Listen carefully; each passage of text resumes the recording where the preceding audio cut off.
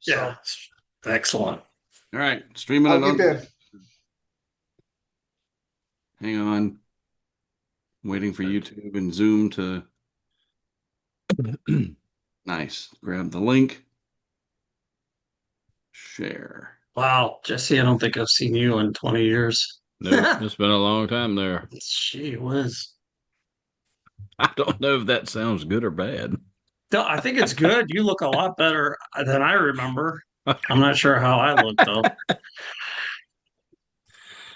Well, I've lost about 60 pounds in the past year. So, Oh Wow. wow. yeah, Wow. I was really diabetic. So, Yeah. I had a four-way bypass almost exactly a year ago. oh, Welcome, everybody, to Medical Old People talk. Talking Hurricanes. Yes. Thursday night, August 28th. Ah. old people. All right. We're going to give some time for people to come on. They're getting the links. I've put it out on the internets and so forth. As we're waiting, I don't have a way. I guess I can mute you guys. Let me see if that works. I'll mute Jim. I'm just muting myself. There So you go. starting now. And then I'm going to do a little screen share and play an intro. Hopefully this works.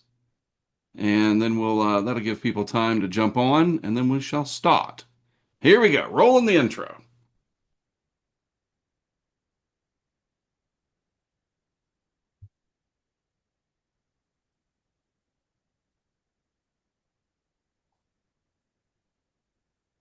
You guys hearing the audio?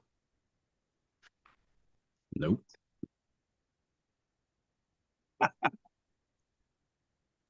You know why? You know why we're not hearing audio? Because I have to tell it to screen share the audio as well. Uh, if you want, I can just kind of make this noise. Yeah.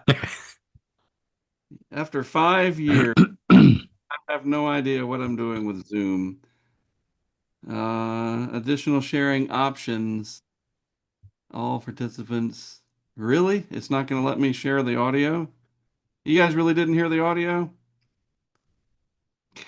Forget it. We Nope. don't need an intro. I'm the intro. All right? This is not. So we'll unmute everybody. All right. You can unmute Jim, Mike, everybody. Screw an intro. I'll be the intro. I am Mark Sudduth. Good to see you guys. One day we'll have a producer and they'll handle everything. And I've been saying that for 20 years. Speaking of 20 years, welcome to 20 years of doing it live. I've been looking forward to this. We know the Katrina story in terms of what happened in Mississippi and Louisiana, Alabama too.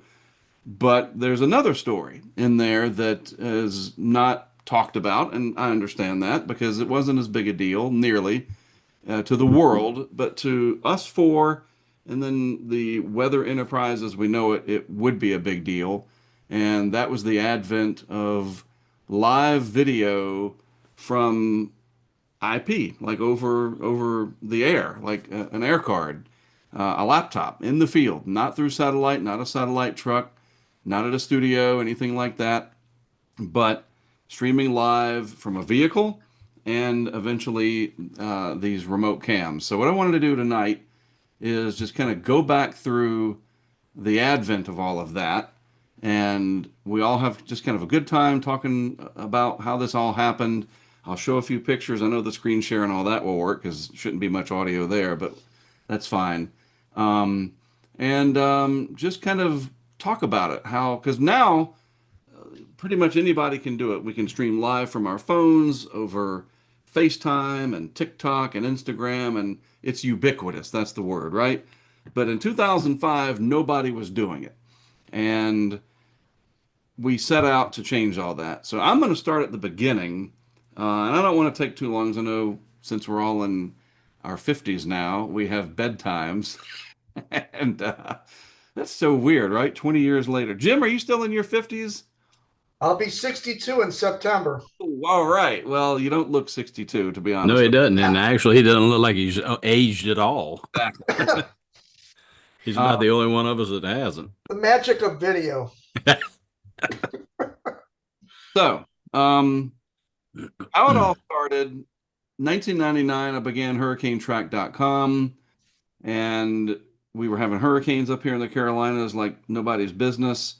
By 2001, I met Jesse, and I don't know if I met you in 99 or 2000, but I know we had interacted. You bought some posters from me, Yeah. that kind of thing. And by '01, a good friend of mine from childhood uh, was telling me about Sprint. He said, I think Sprint, if you use your phone, you can use it as a modem. I was like, really? He said, yeah, and I think it works pretty much anywhere on the coast. You got to look into that. And because the ultimate goal in the early 2000s was to have mobile internet access from the vehicle, just to be able to access the Hurricane Center site and update HurricaneTrack.com on the road. So I looked into it, and lo and behold, you could tether your iPhone. See, you could tether your phone. It was a Sanyo bar phone to the laptop, and it would stream and access the internet at about 9.6 kilobits per second. So that's 9,000 uh, bytes or bits, whatever. It was small, but it worked. Um, and Jesse came down for Tropical Storm Barry down in the Florida Panhandle, and we were streaming. We were accessing the internet. We didn't have to stop at a gas station or whatever and take a 400-foot long phone line and plug it into the modem and do that. I think they just sunsetted that, right, Mike? You got to unmute yourself. Yeah, like 2 weeks ago, AOL stopped the dial-up. Yep. So there you go. We didn't have to do that anymore. And so we were able to send data to Hurricane Track, retrieve information. And Barry, I was able to fill out the tropical cyclone data online report thing that went to the ham radio room, whatever. And Jesse and I got like a really high wind reading in Barry, and it was a pivotal moment. And so fast forward to I don't know, Jesse, were we doing the webcam in '01 yet? The image? Yes. Okay. Yeah, just an image. I think at the time though you were having to stop and upload it. We I would know. have to take a picture, and I think you had to upload it during Barry, if I remember correctly. And then subsequently after that, it was every couple of minutes it would take another. You had it so it could take a photo and upload. Right. We used a webcam software, and it would send an image every minute or every 5 minutes. It was a little 640 by 480 right on the Yeah. Hurricane Track homepage.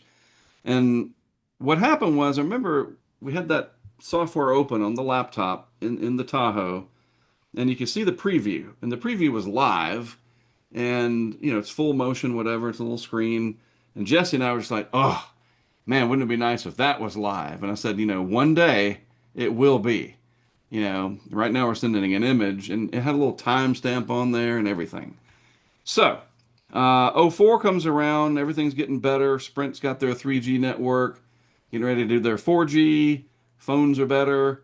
We happened to be in the right place at the right time in '01 during Barry, and I did an interview with NBC's Kerry Sanders, and we were on the Today Show.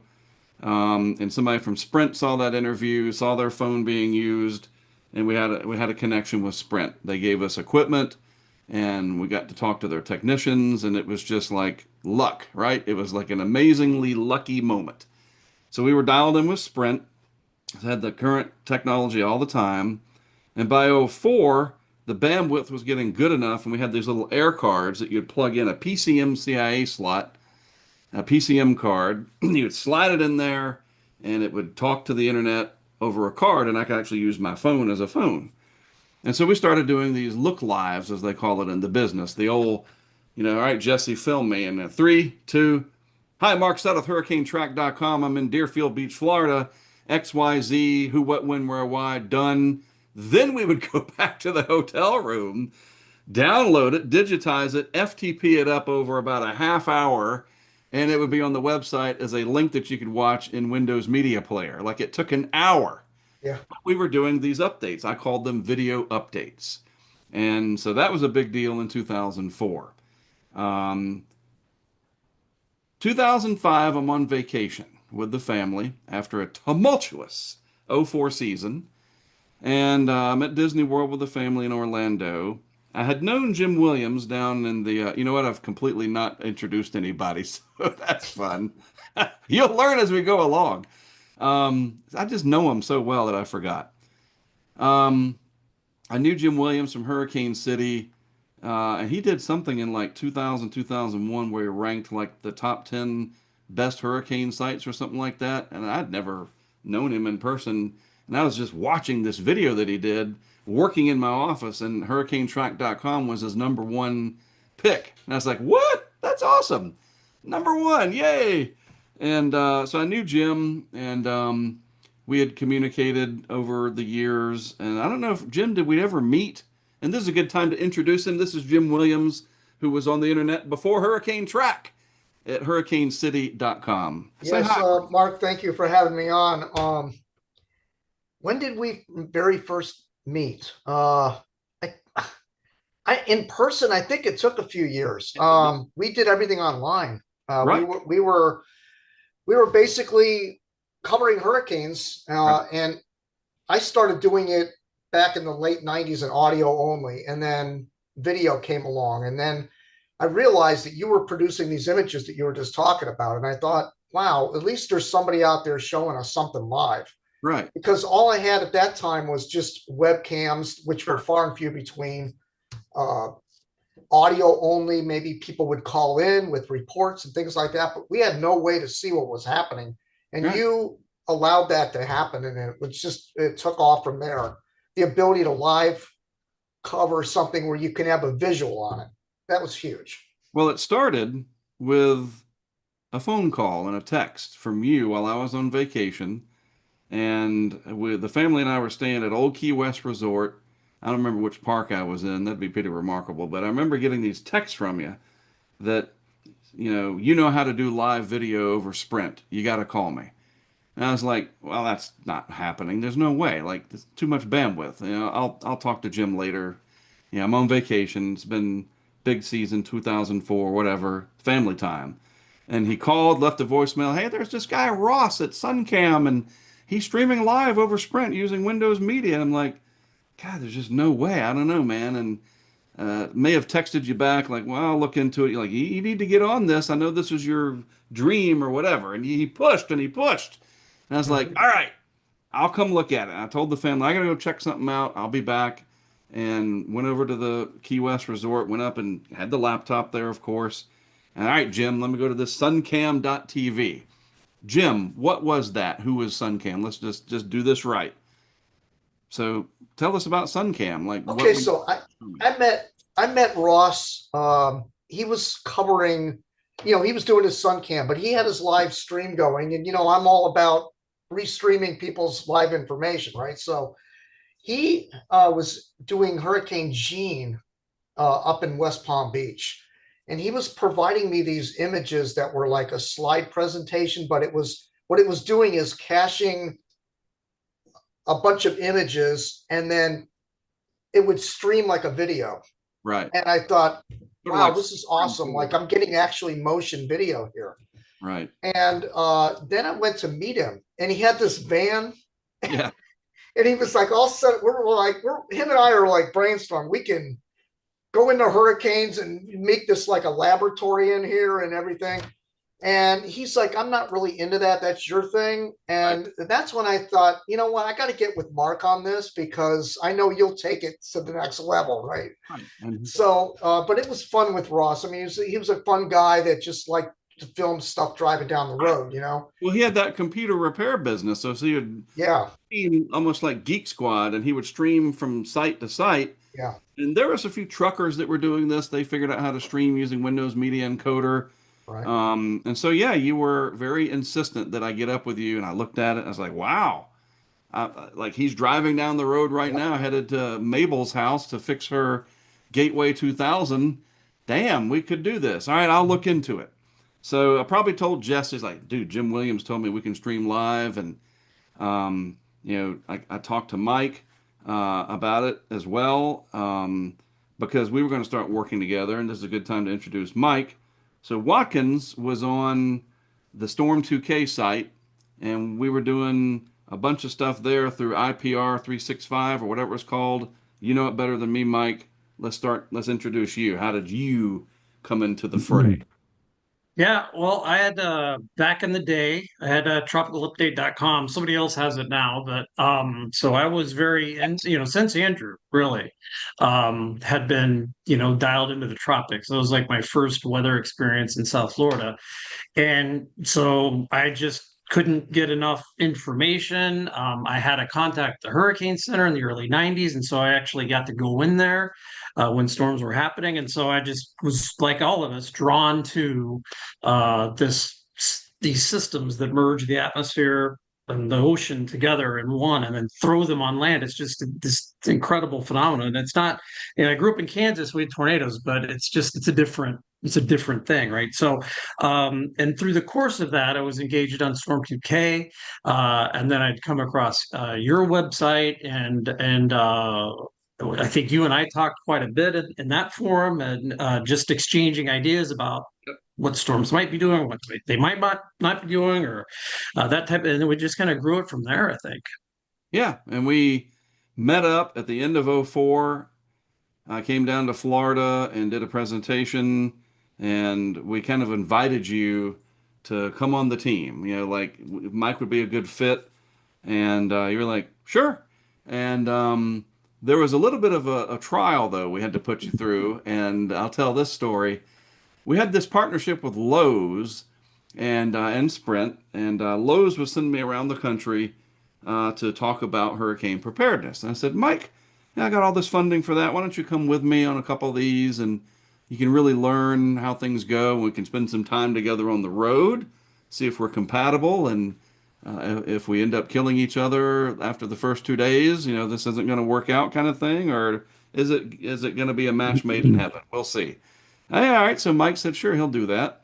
So took him on one where he was going to be in Pensacola, and I was going to be in Foley, Alabama. The year is '05, and they had Ivan and whatever, and so Pensacola and Foley and Gulf Shores were very much in recovery mode, and Ivan was still fresh.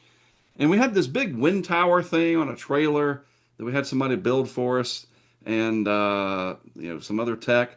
And Mike met me, and we rode out, and we checked into the hotel there. This is back when we didn't have the funding that we do now. We had some good funding, but we shared a hotel room, which now that I think about it, that's a horrible idea. But As it turns out. you're right, yes. Yeah. But we had to back then. Red Roof Inn, just over the bridge in Pensacola. And remember, The guest, temporary bridge. Yeah. I was guest of the night or something like that. You were yeah. You were guest of the day, and I thought you had it set up because we walked in, and there it is, Mark Sudduth, guest of the day, and I'm like, oh, this guy. That's what I don't think I said it out loud, but I thought. Right. Yes, Yeah. it was written, how they have that felt board and they have the little letters that you stick on there. And it was like a little bowl of hard candy for a reward. Yeah. So after the snoring festival that night that broke paint off the wall and rattled people's, windows next door, and sleep apnea gone wild, right? We got up the next day to go to our respective locations. It's about, I don't know, 96 degrees with a dew point of 80, just fine. And I take Mike over to Lowe's in Pensacola, and all right, there's the tent. We're gonna leave the trailer here with the big wind tower thing. That'll be a draw.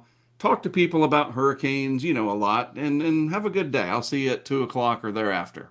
And Mike walks in and he meets a couple ladies that work for the Red Cross and whatever. And I go over to Foley, and in Foley they have a huge tent, and like Chick-fil-A is catering it, and there's hundreds of people out there, and they literally had a parade for me coming in because of the whole Ivan thing. I'm being a little hyperbolic, but No, yeah. you're not. You had a portable air conditioning unit following you around during the day, if I remember correctly. So I don't know, about 12:30, Jesse calls, and I look at the phone, and it's a flip phone back then, probably. It's Jesse, hold on. Hello? He's like, hey. I was like, yeah. He goes, have you talked to Mike? It's like, no, what's up? He goes, oh, you need to call him. There's some problems over there in Pensacola. And so what happened is it was about 148 degrees on the pavement, and Yeah. the Red Cross gave up and left, and gave Mike a bag of potato chips and some soda. It's No, no soda. That will dehydrate me, they said. But I had all the chips I wanted. So, all I the pure salt. And I'm like literally on the phone, like, oh, okay. And then somebody asks me while I'm on the phone, do I need a refill of my sweet tea? Yeah. And you're like, no, no, no. Come back later. I'm busy right now. And I'm like, Mark I'm measuring because the thermometer inside the storm case was Right. reading like 185 or something. I was like, is that safe? Do I need to close it? Seems a little hot. He was worried about the equipment. You gotta love the guy. That's No awesome. doubt. Worried about himself at all and it was these were black cases back in the day. So he survived that. I took him over to TGI Fridays, and it was okay. We made it. That's like I told Jess, it's like he's in. He He survives, he's in. this is gonna be good. So Literally trial by fire. right, I think I was in Virginia Beach working one that day too, and it was I had them all going on. But poor Watkins though. I mean, I had pretty not quite what you had going on, but plenty of water. It was fans blowing. Yeah, we had none of that. But in retrospect, though, I think you may have saved me that day. If not for Jesse, I might still be in that parking lot. right. But anyway, so that's how we knew Mike, and Mike was going to be on the team. And so going back to Jim's persistence that I call him, and I'm glad I did because we looked into it, worked on it a little bit, and he said, Ross and this guy that works with him, they asked that I don't tell you exactly how to do it. I'm going to be fair to them, and you got to figure it out. I was like, all right, because I couldn't figure out how to do it. And the idea was you have a camera, it's like that one, and that's the source. And you use Windows Media Encoder, and you broadcast that camera out, so to speak, by virtue of an IP address with a port number. And the port defaulted, I think, to like 8080, and I couldn't get it to work. And Jim was just like, I promise, Ross, you got your friend Jason, Mike, whoever, you guys will figure it out. I'm telling you, you'll figure it out. And so I got with my friend Jason, my childhood best friend that coded a lot of our first stuff on the site. And he was looking into some things. He said, well, tell it to, come up with like a random port number. It'll assign its own. All right, let me try that. And I tested it in my office or whatever, and lo and behold, it worked. So you would give somebody that IP address, and then colon like 2838, whatever. They would type that into their Windows Media Player, and it would buffer for a few seconds, and then you would see their camera or my camera, whoever the source. And so it worked, and I thought, all right, well, let me try this, and I tried it over my laptop with the Sprint card, going to a movie some night. This is like probably February or something of '05, and I called Jesse. It's like, I think I got it working. I'm getting ready to go see a movie. Can you get on the computer real quick? Hurry up, hurry up. I got to get in there and see this movie. And I gave him the IP address, and he typed it in, and it popped up. And he's like, oh, I see a parking lot, and there's people walking. And he could hear audio because it was my Sony camera through a FireWire cable, and it worked.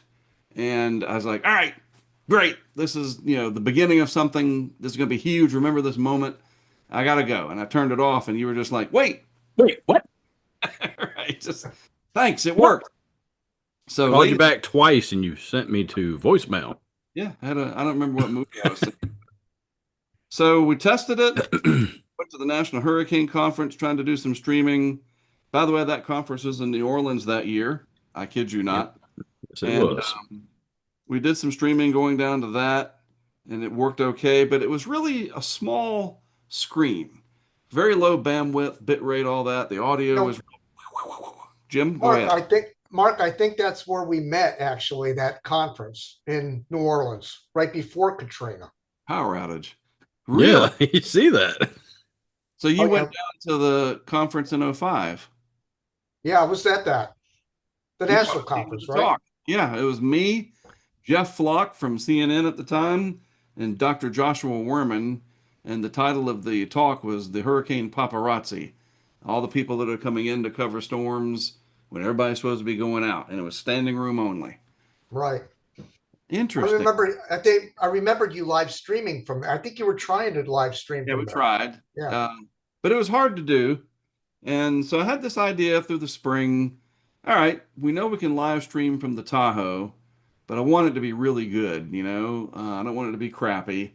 So why don't we use some hotspots from somewhere? Who's got hotspots? And McDonald's, of all places, had Boingo. Watkins, you remember Boingo? And I was like, why don't we get a Boingo subscription? And every time we're on a field mission, instead of doing these look lives where, again, all right, Jesse or Mike record me and I'll upload it an hour later, we'll do a live update somehow and we'll do it through McDonald's Wi-Fi. So we started looking on maps. How many McDonald's are there around in the coastal areas? It was kind of stupid and ridiculous, but I was like, at least we can do that at like 680 by 620 by 480 or whatever it is. Mhm. And maybe 100 kilobits per second, 30 kilobits per second audio, just to make it as good as it can be. And that didn't seem feasible though. We did some testing down in Florida. I went down for something, and I realized you could actually control things in Windows Media Encoder where you could make it whatever you want. You could stream at like 4 kilobits per second. It'll be terrible.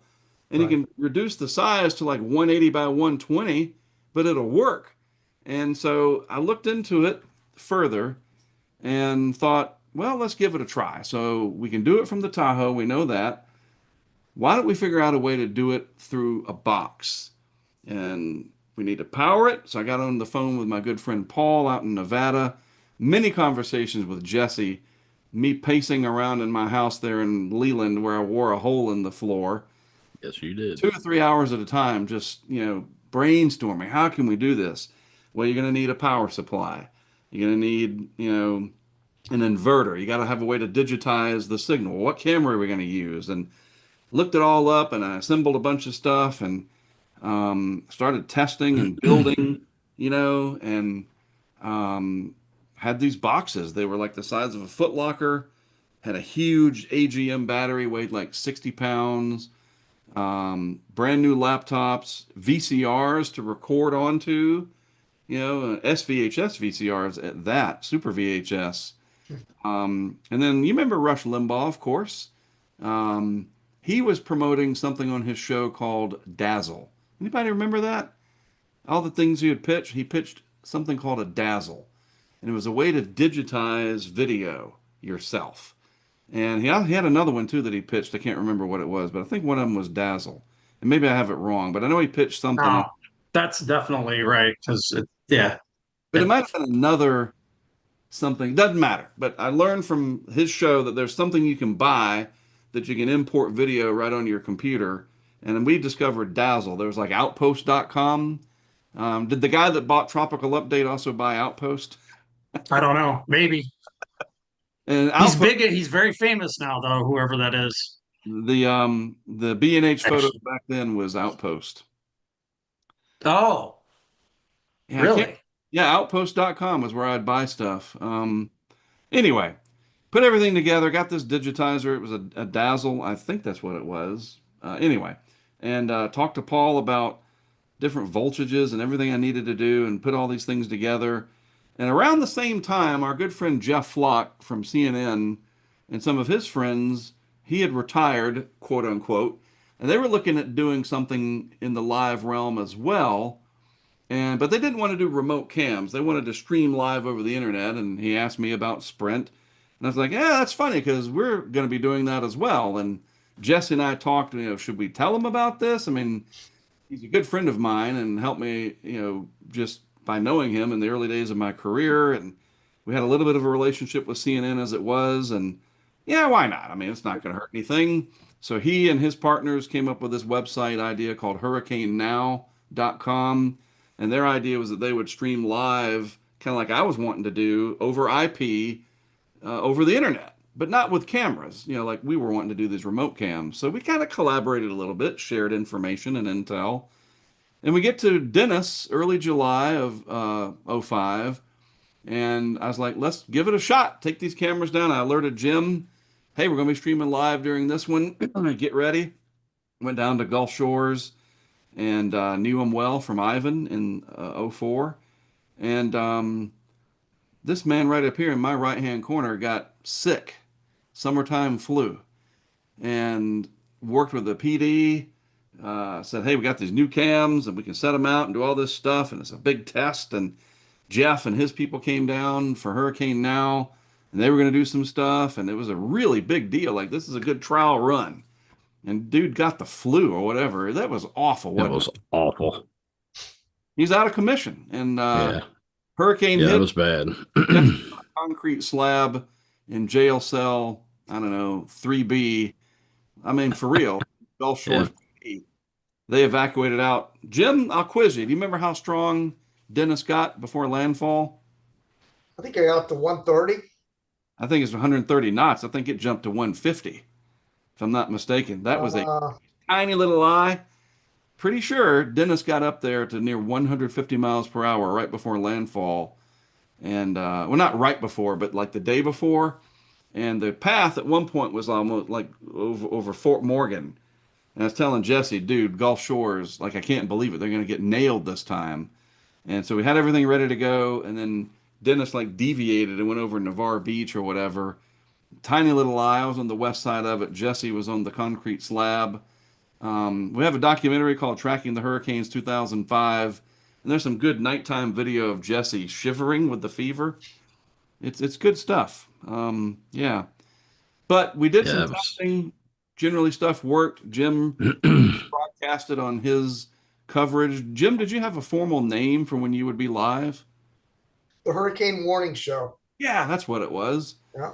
Yep. And you would text me, things are looking good. You were like, I think you said something like, that's a speed limit sign or whatever, really flapping in the breeze there. And it was like, rup, rup, rup, and you told Watkins everything's working really good and so forth. So get through all that. And I was thinking, well, why don't we just, test it for this year? It's going to be a really active season, it looks like. Make sure everything's going to work before we really go live with it and put ourselves out there. We didn't have social media like we do now, but at HurricaneTrack, we get a lot of traffic. Hurricane City did as well. Back when people visited websites, we talked about that in the warm up. Now everybody visits apps and social media sites, and it's all scattered. But something after Dennis just made me think, I don't know, maybe we do need to make it available to everybody, but how am I going to do it? Because live streaming is expensive. You know that, Jim. Oh, yeah. Oh, yeah. And I can't go to Lowe's and Sprint with any kind of a budget because I don't know how many people are going to watch. How am I going to do it? It's called a CDN, a content delivery network.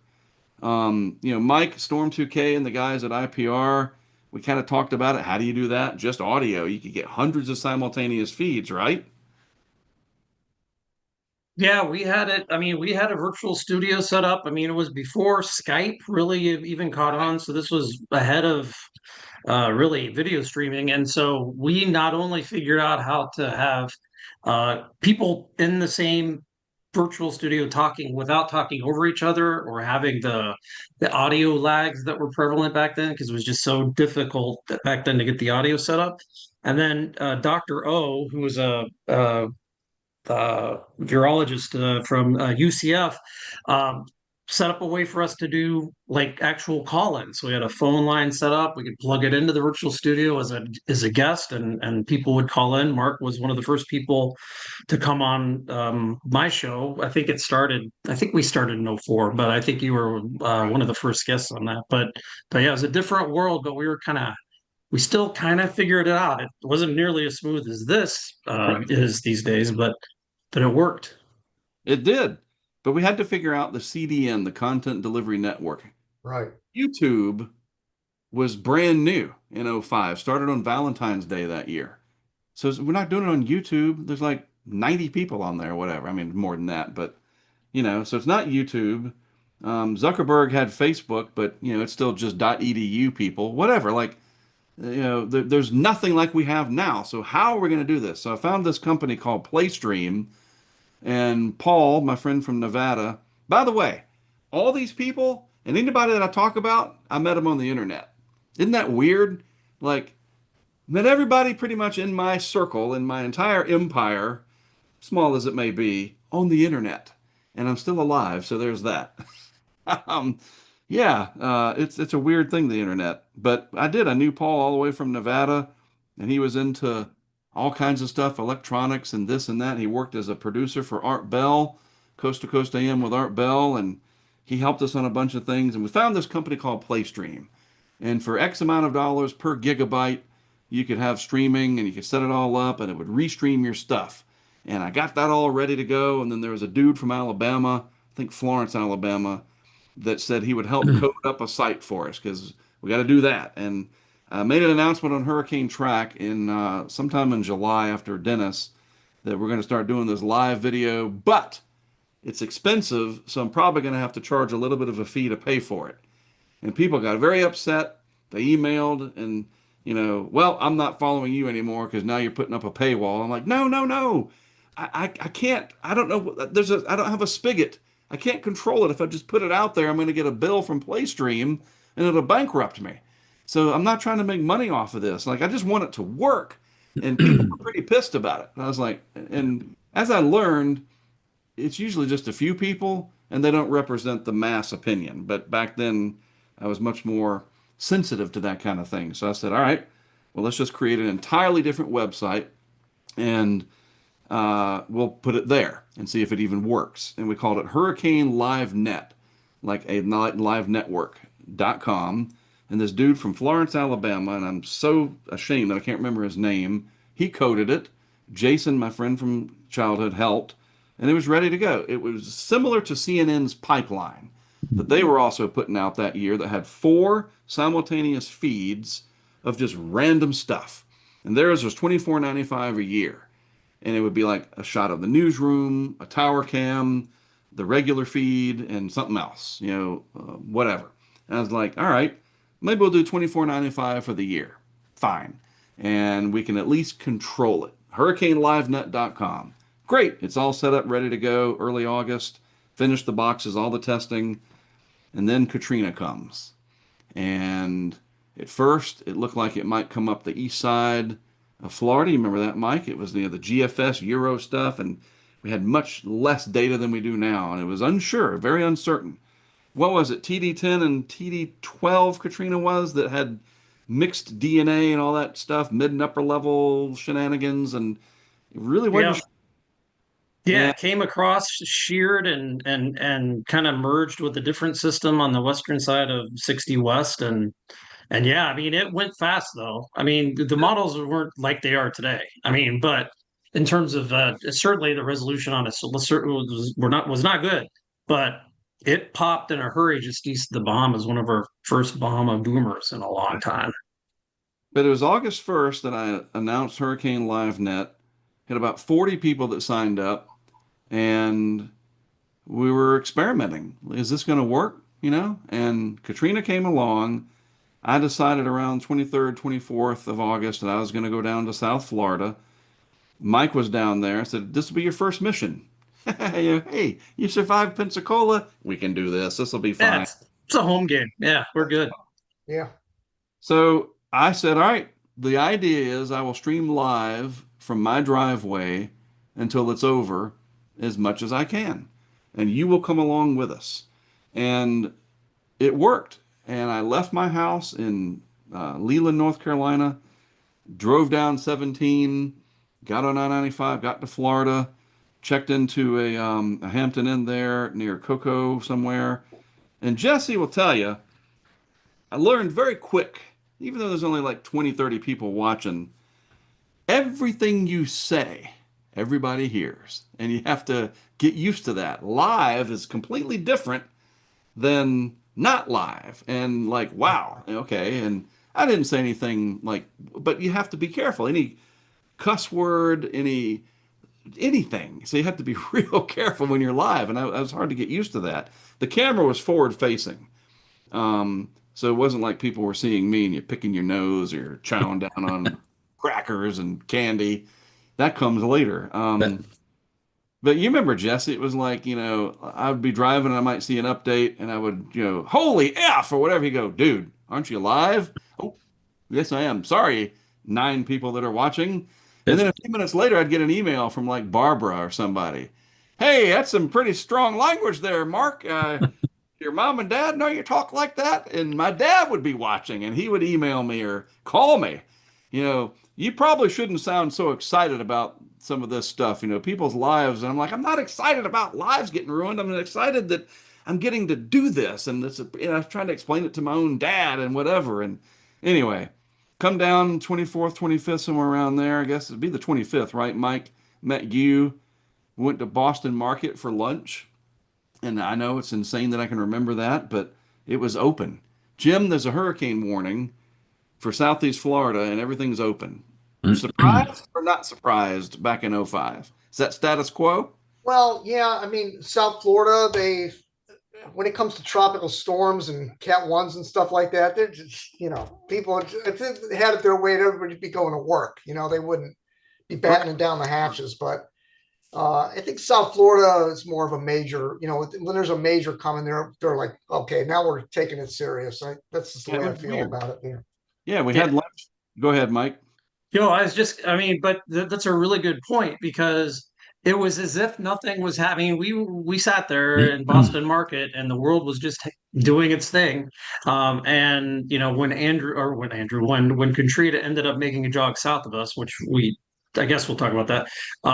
It ended up going right through the middle of Dade County at rush hour, and I believe about a dozen people were killed by trees falling on their cars. Just because they were out in the storm during the peak of it, because no one took it seriously. Yeah. So whether or not there's audio here matters little. Right off the documentary, let's scooch through. This is some video. We'll mute the audio. There's Mike and I driving around.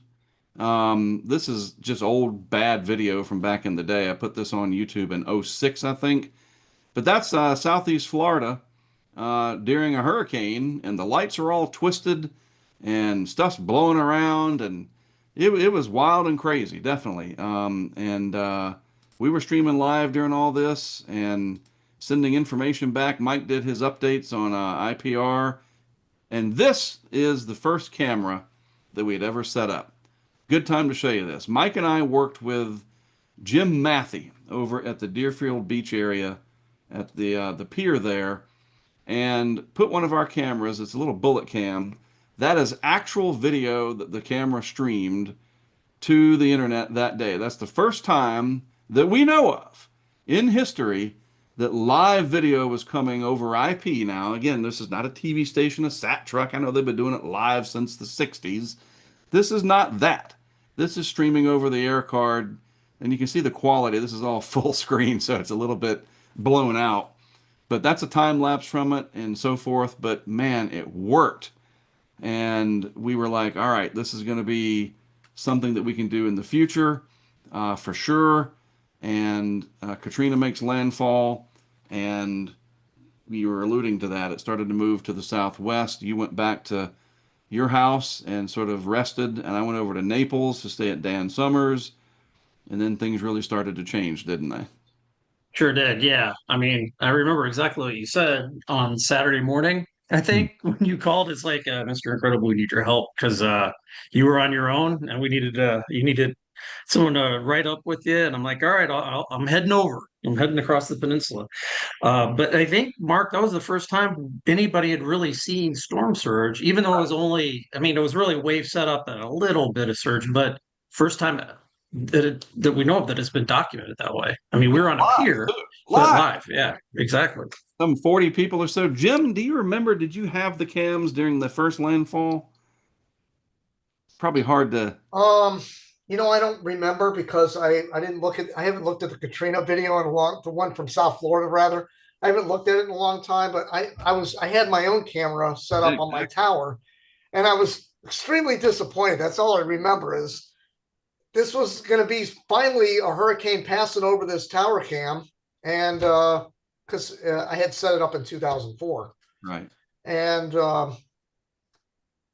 yeah, Miss Jean and Francis. So Katrina was going to be the first shot at this. And it dipped to the south. It went down into Hollywood, down into Miami. And we just got some tropical storm force winds up here. But I think I was live streaming it. And I do think I touched on your cam, but Probably.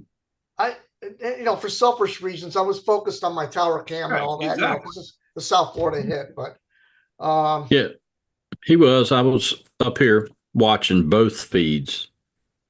So okay, you were. Yeah, I was watching both. Yeah, good, Jesse good. stayed back home in Portsmouth, Virginia. And we had a successful time of it. And I even talked with one of the Sprint engineers, this guy Randy, driving across 75 in the nighttime there to Naples, that everything worked. He's like, I can't believe this. This is incredible. Over the Sprint network, you streamed this, and what are you going to do next? It's like, well, we're going to follow it to the Panhandle for the landfall there. And then overnight, Friday into Saturday, things changed. Everything started ratcheting up. We all know the story, right? GFDL called it, and Mike was really worried about it, that southwest movement, and into the Gulf it went. And we started getting ready. Go ahead.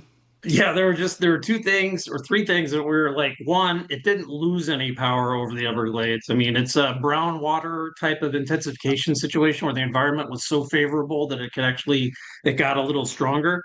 But that southwest movement that started before landfall, because we thought we were going to be south of the storm in Deerfield, but we had access to the pier. And then, within the last 2 hours before landfall, that southwest movement continued. So not only was it staying stronger than we thought, not only was it losing latitude, but it had that comma shaped tail coming in from the southwest that it's the telltale signature that something bad's about to happen. And we were watching this evolve, indifferent to what the global models were suggesting. And I think we learned later 05 was a problematic. Really, 04 was a bigger issue with the environmental flight sampling too much of the hurricane and not enough of the environment. So it was adding a poleward bias or a rightward bias to the track. In the early days of the drop wind sondes to sample the environment.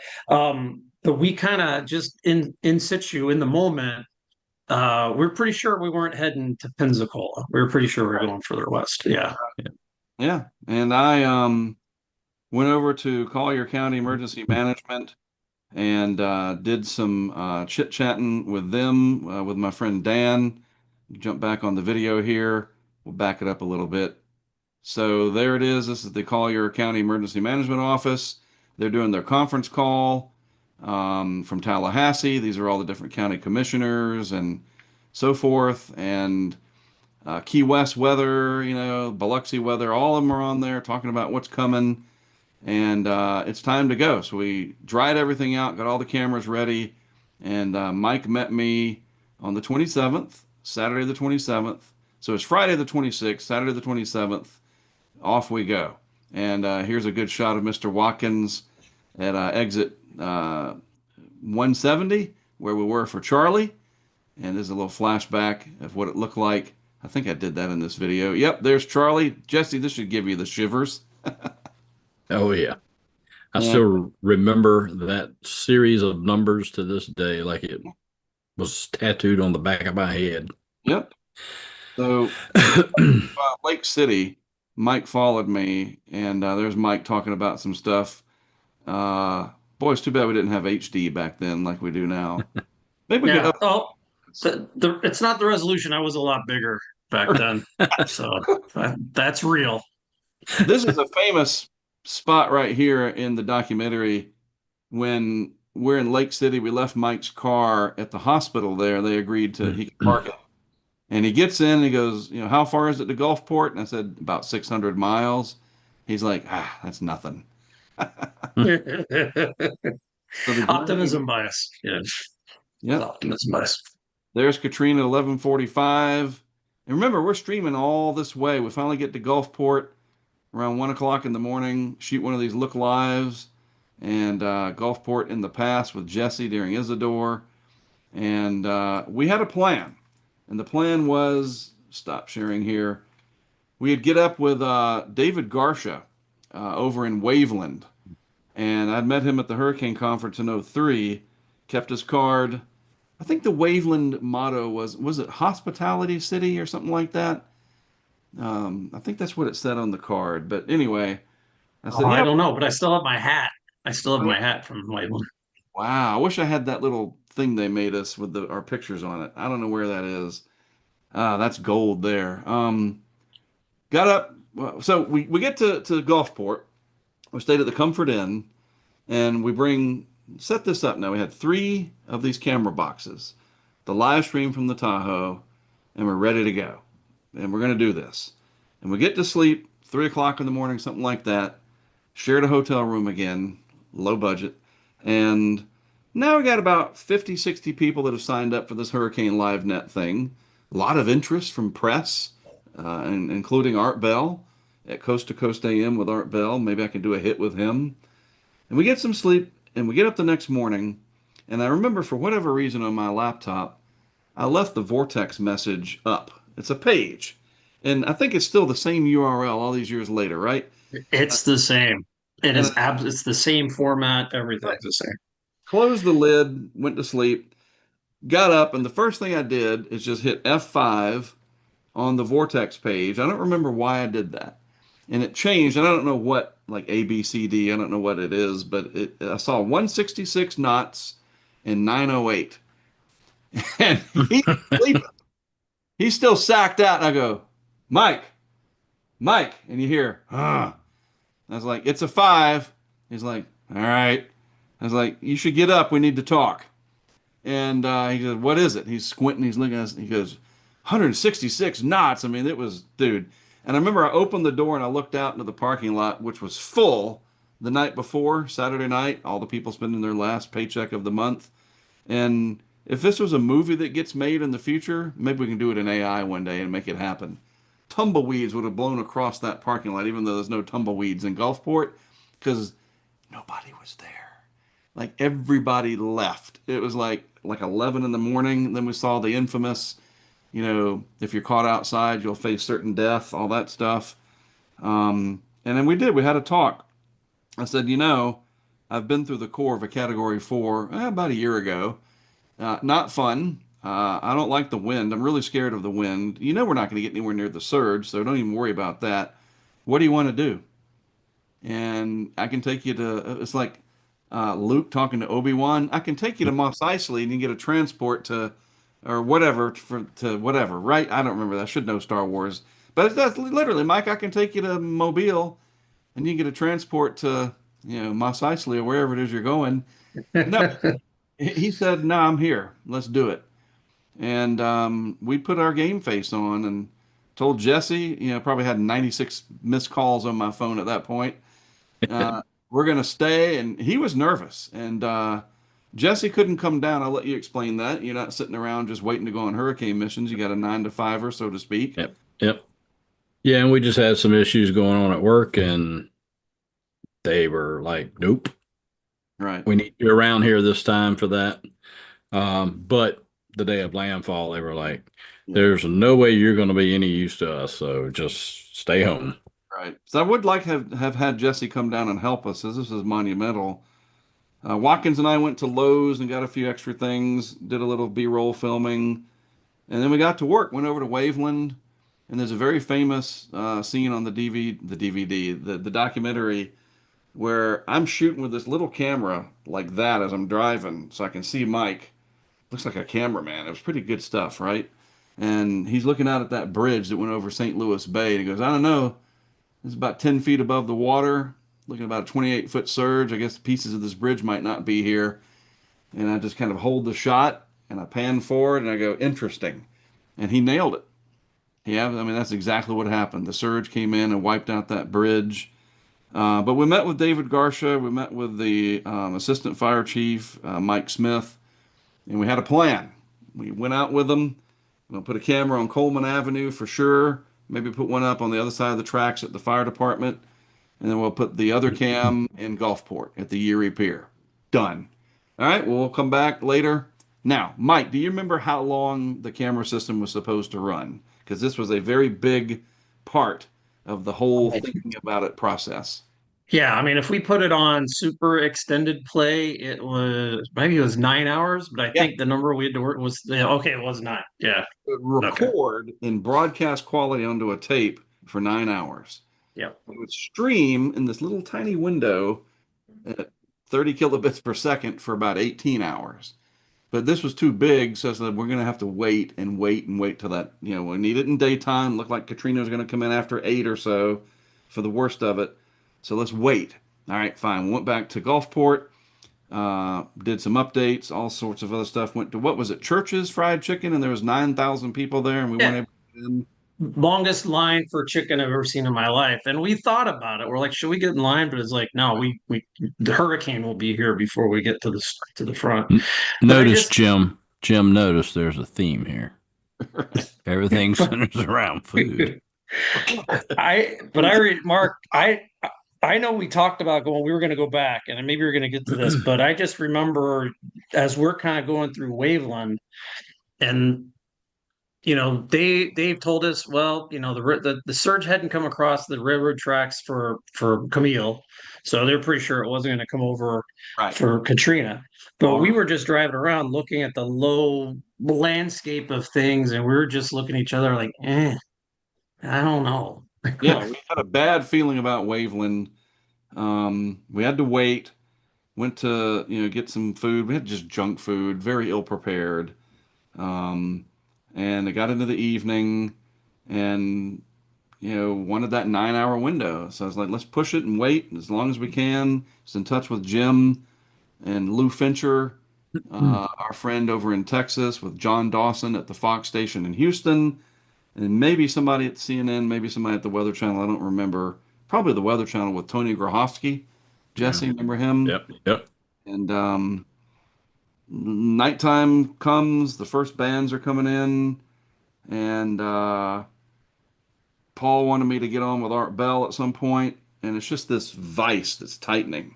All these responsibilities, you got to get these things going. It's raining now, it's windy, the Gulf's coming up, and it's like 11 something local time. And I was like, all right, let's do it.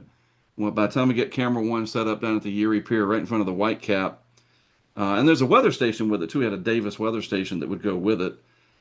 This will get us through about 9 in the morning, and we'll catch most of everything we need to catch on SVHS. Great. So we go down there, we park, and Mike, you remember all the sailboats that were in the marina and the one that had the cable banging against the mast that you can Yep. still hear that in your head like tinnitus? Just Yep. cling, cling, cling, cling, cling, cling, cling. It's one of It's those. not, It's right it, there next to us. And yeah.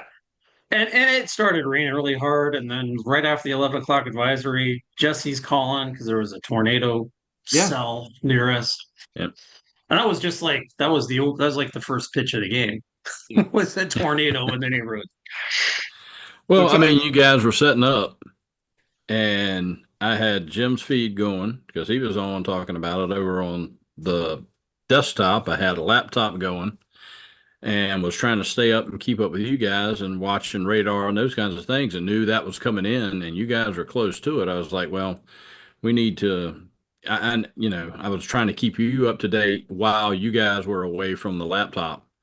Yep. Just trying to feed you any, so almost like a producer kind of thing, and letting you know what in the hell was going on when your eyes were not on it. So let's talk about this for a second. Has nothing to do with streaming video, except I wish that I could have streamed it. That has got to be one of the craziest things I've ever seen in a hurricane situation. A friend of ours from a station in Alabama called me. He's like, Mark, you got to get back up here to the hotel. We were staying at the Best Western at this point. They've put the dolphins from Marineland in the pool. I was like, I'm sorry, what? Come see it. And I remember when we went in there, Mike, it's like, might as well have been Rod Serling standing out there, welcome to the Twilight Zone. Like, what the hell is even going on? And there's dolphins in the hotel pool, ahead of the hurricane. They had moved them, and I couldn't get the laptop. We didn't have any way to, man, if I had been able to stream that, that would have been amazing. And I shot some video, and they treated the pool. They put the dolphins in there to save them, and they did save them. And I think they lived down off the Bahamas or something. But you remember that, Mike? Like that Yeah. weird All right, you know this is going to be pretty effed up if there's dolphins in the. Yeah. And that was, I mean, so that was my first big hurricane when I wasn't at home, right? So it's just everything's different for me. And you know, that became a reference event for all the other hurricanes that we've worked together on. And there's always something, there's just no way you can possibly expect to see.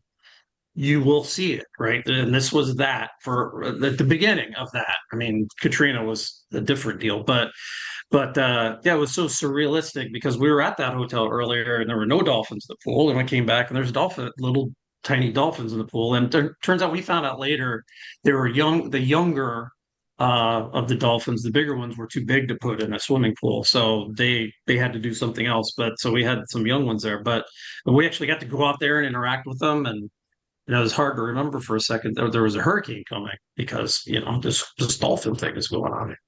Yeah, it was absolutely incredible. I was trying to figure out how I can make sure I share my audio, but I'll just tell people to watch the documentary Tracking the Hurricanes 2005, Katrina's Part 1, 2, and 3.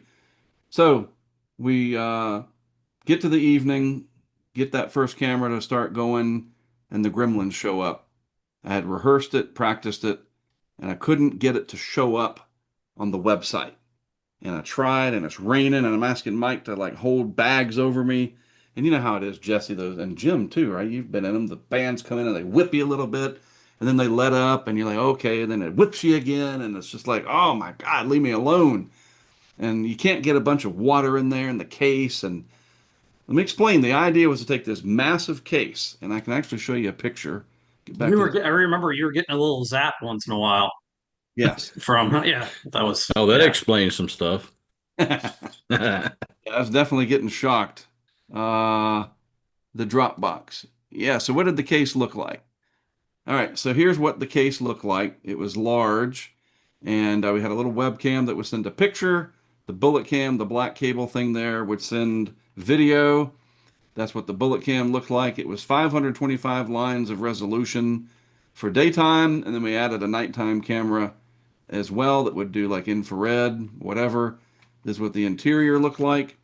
And yeah, it's trying to mess with me here. Yeah. Laptop, big battery, the Sprint card there. There it is. That's how it all worked. And you'd feed everything into the digitizer, and it would stream from coming out of the VCR into the laptop. Yeah, so that's how it works. So that big honking thing, a lot of stuff going on in there, and I That couldn't was a get it to two show up. that was a two-person operation too. Yeah. So the idea If, was, go ahead, yeah.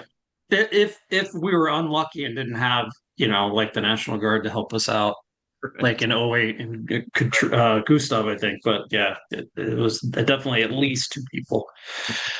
But what I thought would be the best way to do it, that thing was big, it was heavy, it was supposedly still watertight. My idea was to ratchet strap it to the bottom of something like a pole and then put a big giant 50-gallon bag around it thing, seal it off, let the surge come in and bury it, and then the camera will at least still record under the VHS tape. I thought, yeah, it's pretty smart. What I didn't take into consideration is what if everything is scraped clean? And that's exactly what Katrina did. So we set the that first camera up. The Gulfport Fire Department came and helped us with that ratchet strap because I didn't know how to do it. It wasn't the preloaded ones or whatever you call it now that we've been using for the last many years. It was like, remember, Mike? It was like one of the ones that truckers use, and I couldn't figure out. We do it this way or then how do I? And it's raining, and you came and you put your hand on my shoulder at one point, and it's like a scene in a movie. It's like The Notebook when he is out there with the girl and he's crying. It's like you cue the music, like Truman Show. They go, bring up the music. Like Mike puts his hand on my shoulder. Rain is dripping down. He's like, you got to let it go. It's as much as you do. It's recording. You can see the numbers on the VCR, 18, 19. He's like, gotta let it go, man. And I'm like, no, I have to get this to work. And I finally gave up. I'm like, well, at least it's recording.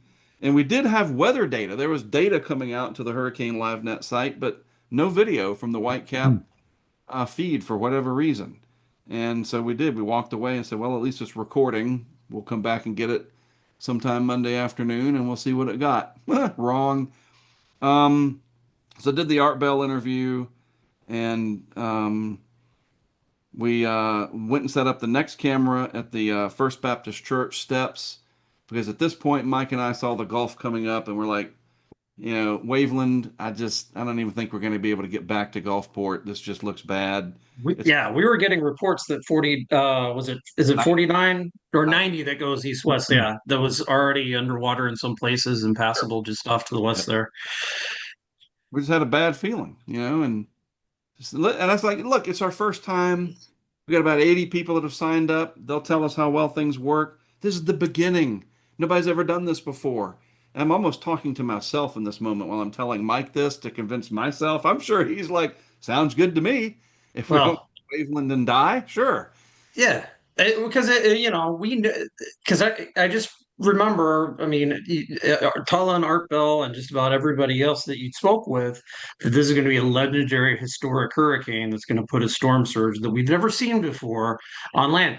And we've heard that a lot of times and it hasn't transpired. Right. And just in the moment, whatever the cognitive bias is, I'm just thinking, well, it can't be that bad. It's not going to be, this is going to be, turn out to be less. But we knew that mentally, in our experience, told us we weren't going to get lucky. Yeah, that was the thing.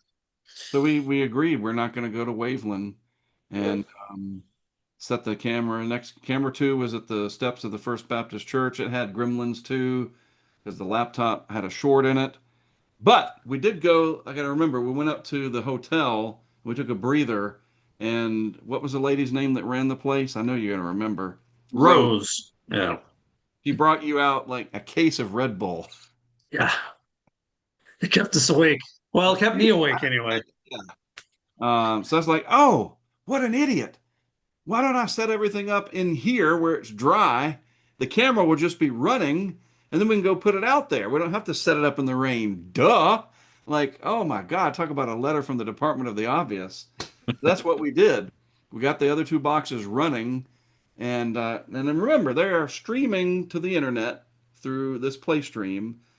They are also, these laptops, recording a Windows Media file to the hard drive for as long as it goes, and it's about an 18-hour runtime. And then the SVHS VCR with a remote, I would turn that on to get that 9 hours of broadcast quality video, right?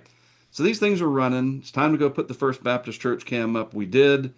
And while we're going over to Highway 49, I said, let's put this one up a little ways from the post office in front of this little nightclub called The Club. We'll use this big pole and put the camera on it, and it'll look straight down 49 at the port. While we're doing all that, Baptist Church cam, people are texting, oh, the camera went off. Oh, we'll go back and see. There's one thing after another. It is. What's that? Didn't Leonardo have a movie coming out called One Battle After Another? That was us that night. That Leonardo DiCaprio stole the idea of whoever. Paul Thomas Anderson, right? That's the director. I'm a movie guy. Forgive me. But it was one battle after another that night. And Mike shoots a few seconds of B-roll. I remember he was starting to get fed up with it all. I'm like, can you shoot me setting up this cam? And he like walks over in the rain. It's like in another movie reference. Wasn't it Vacation where Chevy and them finally get to the Grand Canyon and they go, well, how long were we supposed to look at it? And that was like, Mike. Right. Like Mike, I'm like, I just pretend that this is the camera. I was like, can you film me setting this up? He's literally like, okay, you're done. You got some. Wrap it up. Yeah. Wrap it up. Wrap Wrap it up. And then we went over back to First Baptist Church, and I opened up the box, and he's holding the raincoat over, and I'm trying to figure it out. There's a short in the thing, and I could see it, and it wasn't. I was like, well, again, I got to give up. At least we know it's recording onto the tape, and I would rewind the tape and let it start over again. I learned that from Ivan, and we had one camera that was absolutely streaming to the internet, and that was the Highway 49 cam. We get back to the hotel. A bunch of other stuff goes on. Some guy from the National Guard needed us to help him. Mike's getting real nervous. You can see the eye coming. It's coming in towards Beerus and all that. And it's cranking 4 or 5 in the morning. And we get to dawn. And then Jim, I remember, emailed or texted, what's the link? How can I see this? And I'm trying to remember. Oh, yeah, okay. I send him. And he starts broadcasting the cam. And he's got his stuff going on. And I want to just toss it to you, Jim. What was it like on Monday, the 29th for you, sir? Well, when you talk about these technical problems and everything hitting you at once, I have the same situation when I'm doing my live streams because I'm dealing with a mixing board of a coupler that lets me bring the TV stations in that I'm, following and let people see little clips from the TV stations. Right. And I'm taking phone calls and emails and all this kind of stuff. But when I was live streaming this stuff, it was done on what's called a Helix server, and it's a software program that you have to run on a regular server that serves websites. Right. And I had it at a co-location facility, and it allows you to stream live video and audio because prior to that, I was just doing audio only up until 2004, I think it was.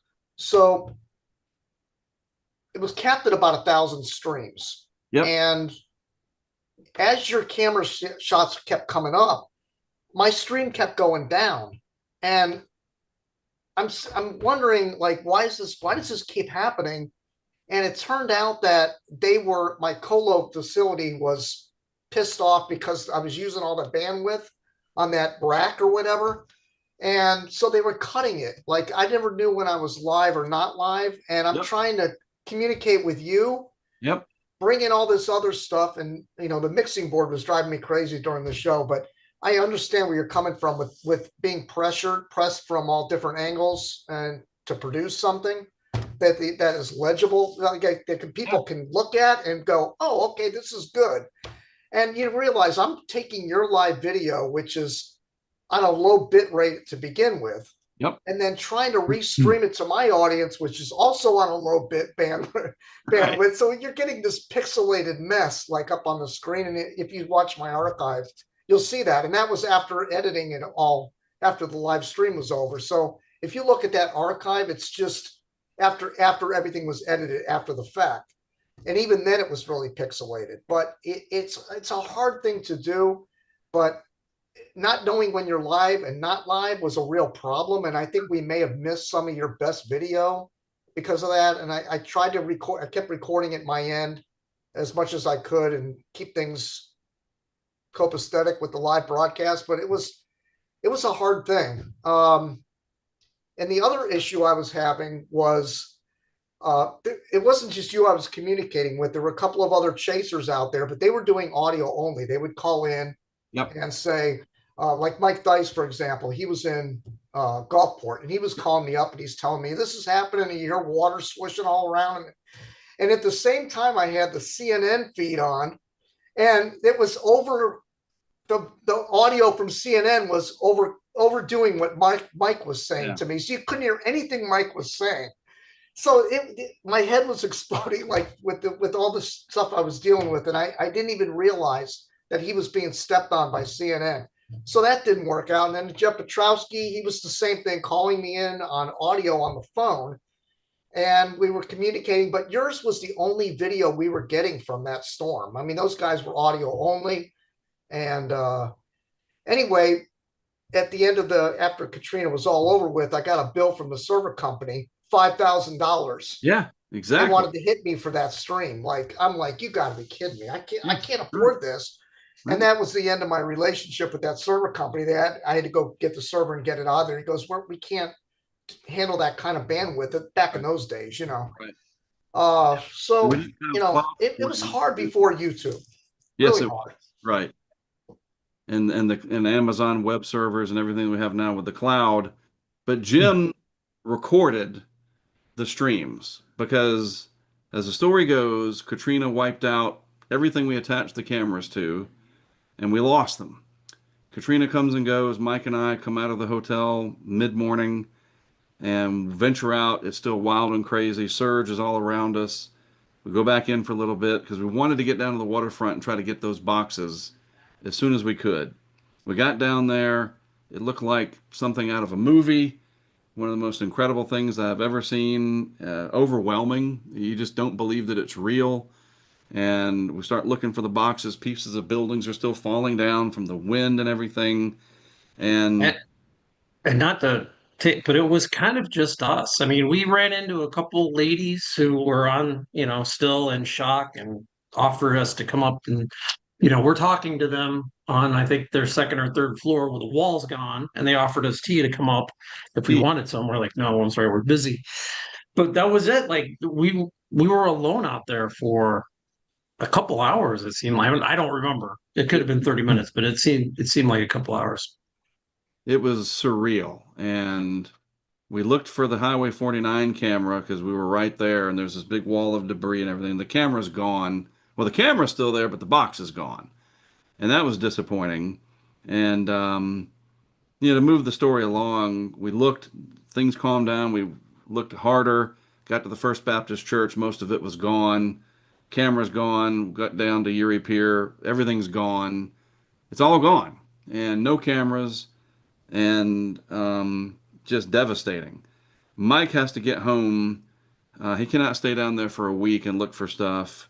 Um, and I put together a video. He drove. Took forever to get back to like Tallahassee that night. We had to go through Mobile and around Mobile because Mobile had 10 feet of surge. And Well, and we spent like 3 hours in Mobile uploading video because there was a one cell tower that was still up that we could get data to. Yeah. So we sat, I think it was 2 hours. yeah, to upload some video. A question for you guys. Did you get a timestamp on that last video shot you got on that camera? No, I have no idea. No, We think it was around like 8:30 in the morning. I probably. mean, Because around eventually there, but the network went down where we were, and so the feed went out at some point. Um, I know that camera went offline, but Jim was talking to me over email, and we talked on the phone. I talked to Lou Fincher, and Lou was our good friend from Houston. So Fox, was it Fox 8 in Houston? I think John Dawson. They streamed it. Jim streamed it, and I think the Weather Channel streamed it. And then of course we had it on Hurricane LiveNet. And if it wasn't for Jim, Jim was our cloud. It wasn't until much later that I realized he had an archive of everything. I took Mike back to his car. We spent the night in Tallahassee, and I drove him to Lake City from there. And I drove back, and my family, my wife, not very happy about it. Had very little kids. New Orleans is now in turmoil. Everything's just coming apart. It's just awful. And I'm like, I got to look for those cams. Like, they recorded the biggest disaster hurricane wise that we have seen since Galveston, I guess, right? Certainly. 1908 Galveston, yeah. And, I got to find these things. They're somewhere. And I went back, and Rose let me have my room at the hotel again. And it was just so weird, so quiet.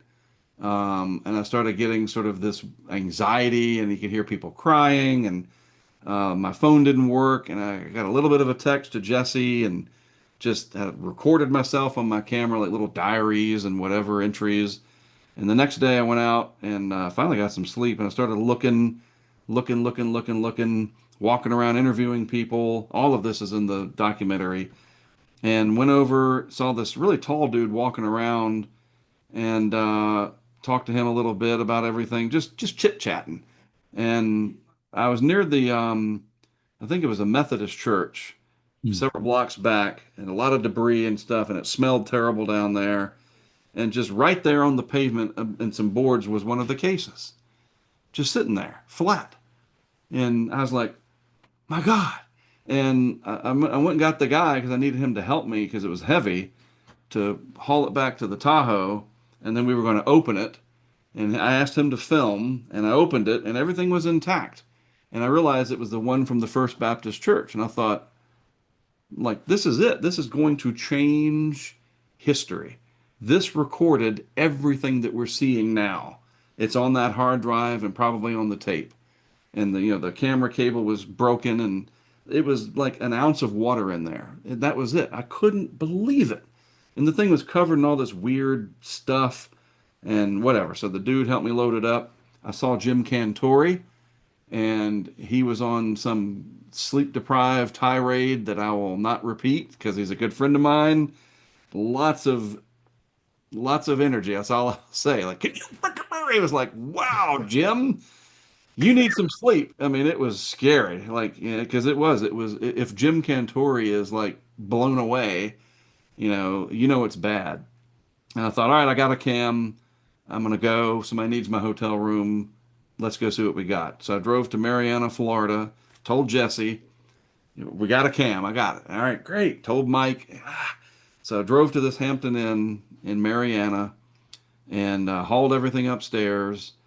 Plugged the VCR into the TV with RCA cables and was ready to watch my life change. That we're going to see over 9 hours how all of this happened in broadcast quality. And I hit play, and it was a little blue screen. You can see the numbers counting off 01, 02, and a couple of those little lines that'll come on, whatever. I'm like, why isn't there any video? Well, maybe I didn't rewind it. So I stopped it and I hit rewind. It's like, zoop, done. Well, it's rewound. Okay, play again. 01, 02. Ran through this a few times. Fast forwarded it while it's playing. You can see the little white lines. No video. Like, what the hell?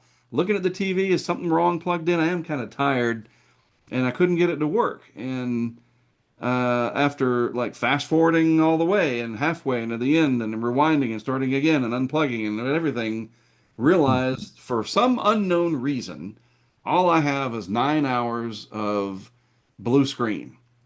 And so, well, let's check the hard drive because the Windows Media file, it's 180 by 120, but that should be 18 hours at least, right? Nope, it was about 18 minutes and then it quit and crapped out because the laptop had a short in it. So I was like, all right, well, I'll get some sleep and then tomorrow I'm on the second story.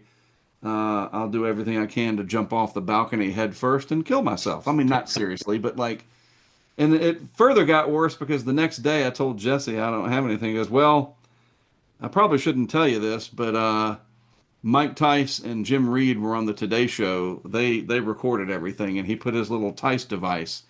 Tice had this triangle thing with a VX2000 camera in it, and he just set it on a paper box, a USA Today paper box, and recorded 1 hour or 2 hours maybe. It wasn't live, but he recorded the surge coming in, and like they got everything, and I had nothing. Now they're good friends. I wasn't mad. Oh, those sons of... It was like, no, no, no. It was like, okay, well, now we definitely got to find the other two boxes, So we spent a while looking, and me, Jesse, and Mike went back in October, and I want to show you that real quick. We're going to wrap this up soon, I promise. And we did a little return trip to just kind of look at everything and talk to people, interview people. Worth mentioning, by the way, on the way back from that trip, we were looking at the GFS going, whoa, that could be something. Yeah, and that ended up being Rita. I think it was Wilma. Wilma. Oh, after this. Wilma. Yes, right. Yeah. Yes. Yeah. Yep. So, and by the way, so there it is. You guys can see that, right? Hopefully. That is yeah. the actual camera. We didn't take it with us when we left Gulfport. And it stayed there all the way till October. And man, I should have saved that. That could have been that's archaeological history right there, right? Hurricane history. That's the actual little bar that we put the camera on and the duct tape. If it had been Gorilla Tape, and you can see the black, I mean, Gorilla Tape's the best, right? You can see the black cable.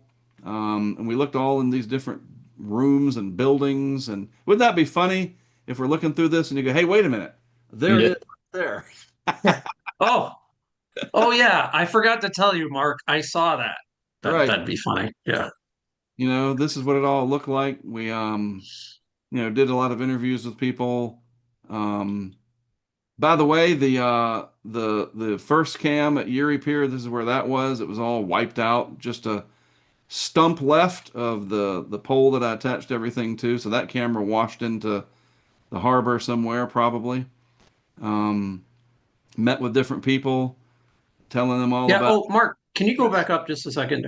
So that view, there, that one, yeah.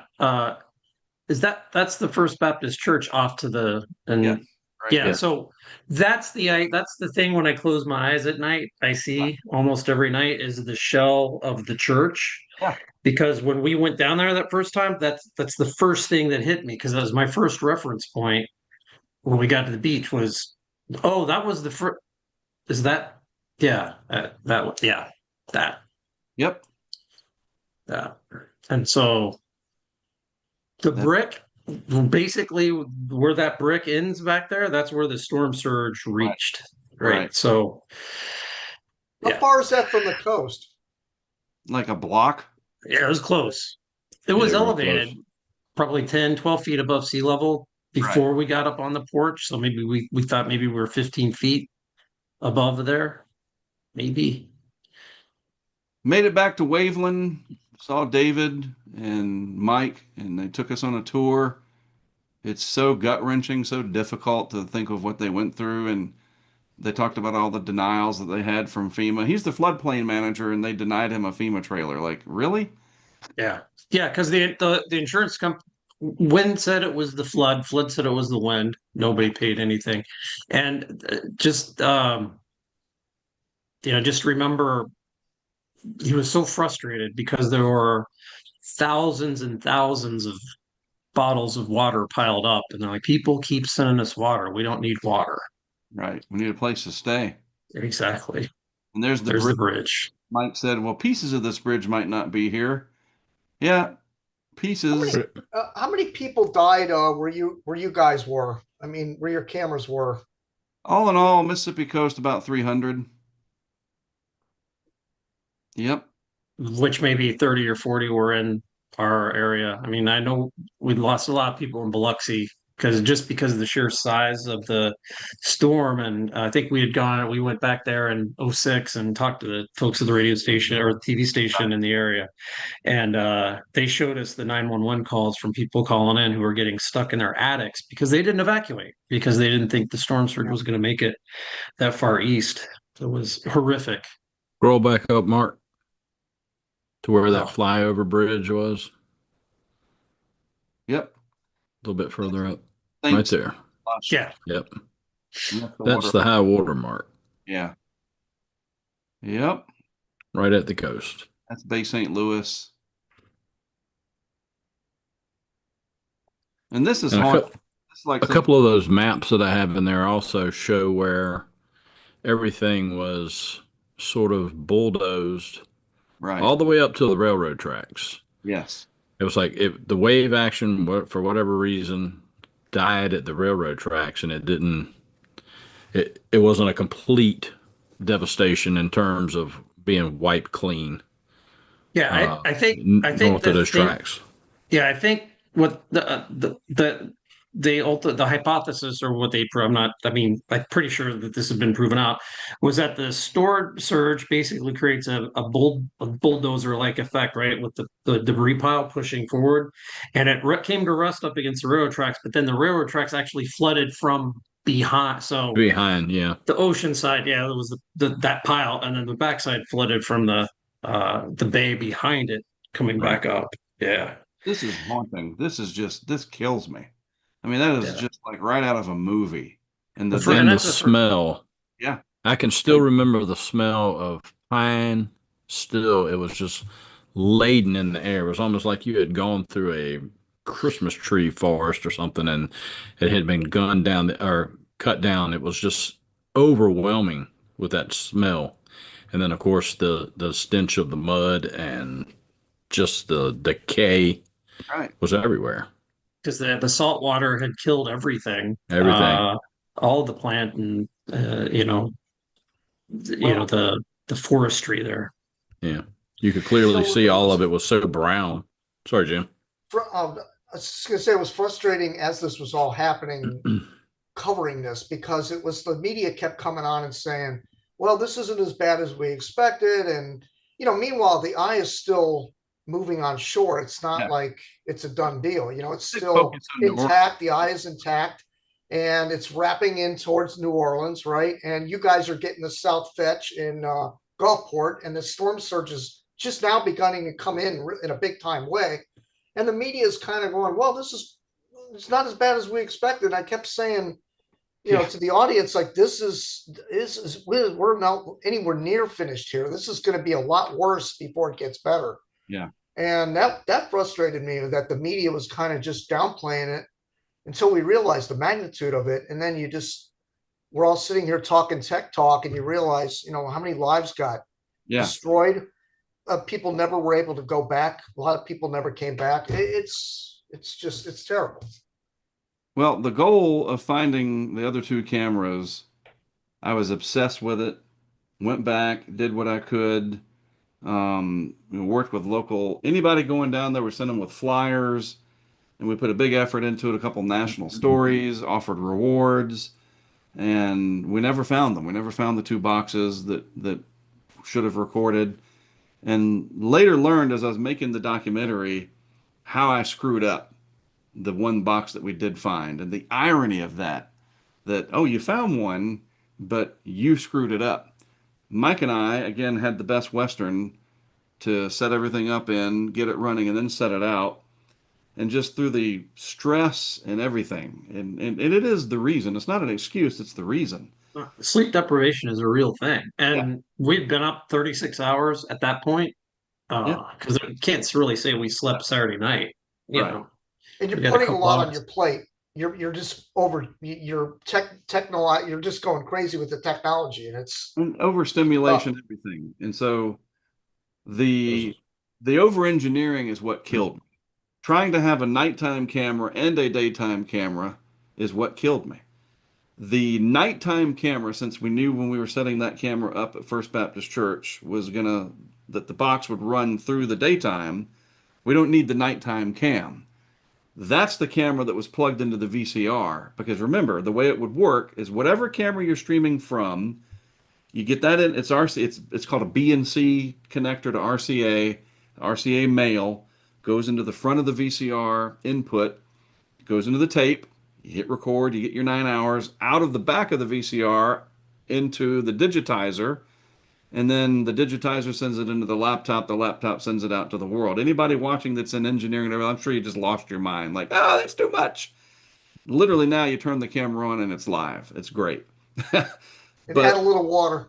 right, I plugged the nighttime camera into the VCR and plugged the daytime camera directly into the laptop digitizer and just didn't realize it. And that all would have been fine. We had this little tiny stream, but the laptop, again, the power cable had a short and it turned off. And so we got 18 minutes and then blue screen. The VCR did exactly what it was supposed to do. It recorded that camera for 9 hours, but it was off because the nighttime camera was not needed. And I figured that out when I was making the documentary. I was going through everything and I was looking at the cables and I freeze framed it. And I was just like, oh, I did it. And that hurts, And Max Mayfield said that he cried about it. Like he knew this could have really helped people, and he felt bad for me and just like, God. And all those years, we've never found somebody selling one of those boxes on eBay. Oh, the Jenkins brothers stole it or something. Like they're gone. We You know, looked for it. Yeah, I mean, I we went were up there looking for scouring. your Yeah. box. I went up there looking for it, yeah, and yeah, I found this little black like a plastic case that was like half the size of right, yours, and I was just joking around in front of the camera, like, "Here's Mark's right. camera, I remember his that. his case," but I looked it was too small. other Chasers video. Tim Millar and his group were down there, and they were real close to where the box was. I was trying to see if they saw the box, Yeah, especially the one on 49. And you know, we got beat, but Jim recorded that it worked, and for the first time in the history of the world, again, nobody's going to be sitting around this Thanksgiving. Did you know about these guys back in 2005? And I mean, like, no, I realize that. But we did it. It actually worked. yeah. And through the rest of that season, by the time we got to Rita, I learned real quick about crowdfunding. It wasn't even a term probably back then. People, oh, well, let me send you some money to buy some more of this. But Lowe's was on top of it. We built 3 new boxes. I was ready to go for Rita. And then Rita, that changed everything. Just a tiny little quick story about that. I went down there by myself. Watkins and Bass, they're tapped out. They're hurricaned out. I did Rita by myself physically. Had people helping over remote. It was incredible. And I Well, did don't forget we got 4 of them the year before that too. So, right. in all fairness, it was like my 10th hurricane by then in the Keep next him 2 years. straight, Watkins. Keep him straight. That's true. Piggybacking off of '04 as well. You're right. But Rita was a benchmark moment because I did a piece on CNN on Darren Kagan's show that afternoon when everything was evacuating and it was all crazy. And they plugged this website, Hurricane LiveNet, and they showed the stream from my vehicle, and man, it just blew up. And I had all this additional funding, and I thought, oh, this actually could be a business. I didn't realize it at first. And you got to believe me, folks, it was not set up at first. And Jesse will tell you to make money. Be honest with you. Lowe's and Sprint took care of everything. We all the rooms, everything we did was paid for by them. I had a good career. This was not a money-making venture. I just needed it to work. Yeah. And a big part of it was to make Max Mayfield happy because he was so worried that we were going to die out there, right? Yes, he And like, was. if I can make Max happy that we pulled this off, that's all the money I need. But Rita showed, oh, okay, I guess this could be something I could do for some income if I ever needed it. And by '08, I definitely needed it because the economy took a big dump and Lowe's canceled the program, and it is what it is. And I relied on this service of what we called HurricaneTrack Premium or something, whatever. And Mike helped me out during Gustav, and we had another CNN moment. That And was a that's lot of a fun. story for Yeah, another that's a day. different. Oh, Yeah, and don't before I forget, mentioning Max, I need to tell you one day about my day at the water park with yeah, Max Mayfield. Yeah. yeah. So That's the conference. yeah, in 2013 at Schlitterbahn. The That's water was 68 degrees. Yeah, that's that's a good. different We it's a got to different get you discussion. there. Let me see what Alex said. Jim, you should come too. In fact, I need to. We'll talk about it privately. We got to get Jim. The world needs to know Jim's contributions to stuff beyond just helping us out. And I think the National Tropical Weather Conference could be just that I'd venue. love to go to that. I've been procrastinated a few times about going to that. 8th through the 11th of next year. We got to get as many people there as we can. April? April April. 11th to the 11th. But anyway, we persevered, had some great people that didn't give up and on me. And you fast forward to 2018 and Michael, and to be able to go to the hotel room in Wetumpka, Alabama, and take this guy right here and take the chip out of it and play it just by myself. I told Carrie and Brent and Derek, I'm going to play it in the room by myself because if this didn't work, I really am going to jump out the window to the parking lot below, and you guys can have the keys to the kingdom. I mean, I'm just joking. Don't anybody. Mark's in serious trouble. We need to save him. I would Well, never. yeah, we were waiting for the smoke to emerge from your room to Right. indicate that you had found, yeah, the the But it video. worked. And that was Hurricane Like the Michael. Pope. Right. Oh, And it was that box. And it streamed live as well. And so we went from trying something that had never been done before in '05, and it worked, in going through all the battles to get to 2018. And I want you to think about this. Because of Katrina, we were able to stream live video from Mexico Beach in the right front quadrant of a Category 5 hurricane, 4 at the time, operationally, 300 feet from the Gulf of Mexico. And it stayed on the air as long as the Verizon network. We switched over to Verizon in 2012. And it was on the Weather Channel, and that's the pinnacle. That's it. And then the GoPro recorded everything in 720. And in 2019, Jim assisted, and I got a couple of awards from the conferences in Florida and one in New Orleans, ironically, because we had done it. I might be the face of it, the guy that started it, but man, like all those battles, to get there, and that word perseverance, that you just keep going, you keep trying, and now people have done it too. Max Olson and his amazing success during Ian Fort Yeah, Myers. but even he wasn't streaming that live, I don't think. No, right, right. Yeah, we So definitely it's pioneered one the. thing setting a camera up, and there's another thing live streaming it. That's a whole other, you know. Yeah, And to do it in a way that didn't endanger our us physically. I mean, Right. obviously going into a Yep. hurricane is dangerous, right? But you know, drive yeah, driving home is the most dangerous thing you can do after, of the whole Absolutely. trip because you're so exhausted and there's usually rain still around. right. But but yeah, and look, I guess it's still 2025, right? I think, and we're still here. Like we're Yeah. still doing this, right? I mean, we're on the precipice of another season. Look, I'll say sorry, Jim, to bring up something that may be a little painful for you, but you know damn well how dangerous it is to drive to a hurricane, don't you? Are you referring to Michael? Yeah. Oh no, I thought it Yeah. was Ian or whatever where he got T-boned by the old lady. Oh, yeah. Oh my God. So bad you But you forgot. have to bring that up. I know, right? That's That's the life changer. And then, I don't know if the accident caused it, but I had a perforated colon. I right. almost died on an operating room table. Dang. So Uh, Jesse, you haven't almost died yet, right?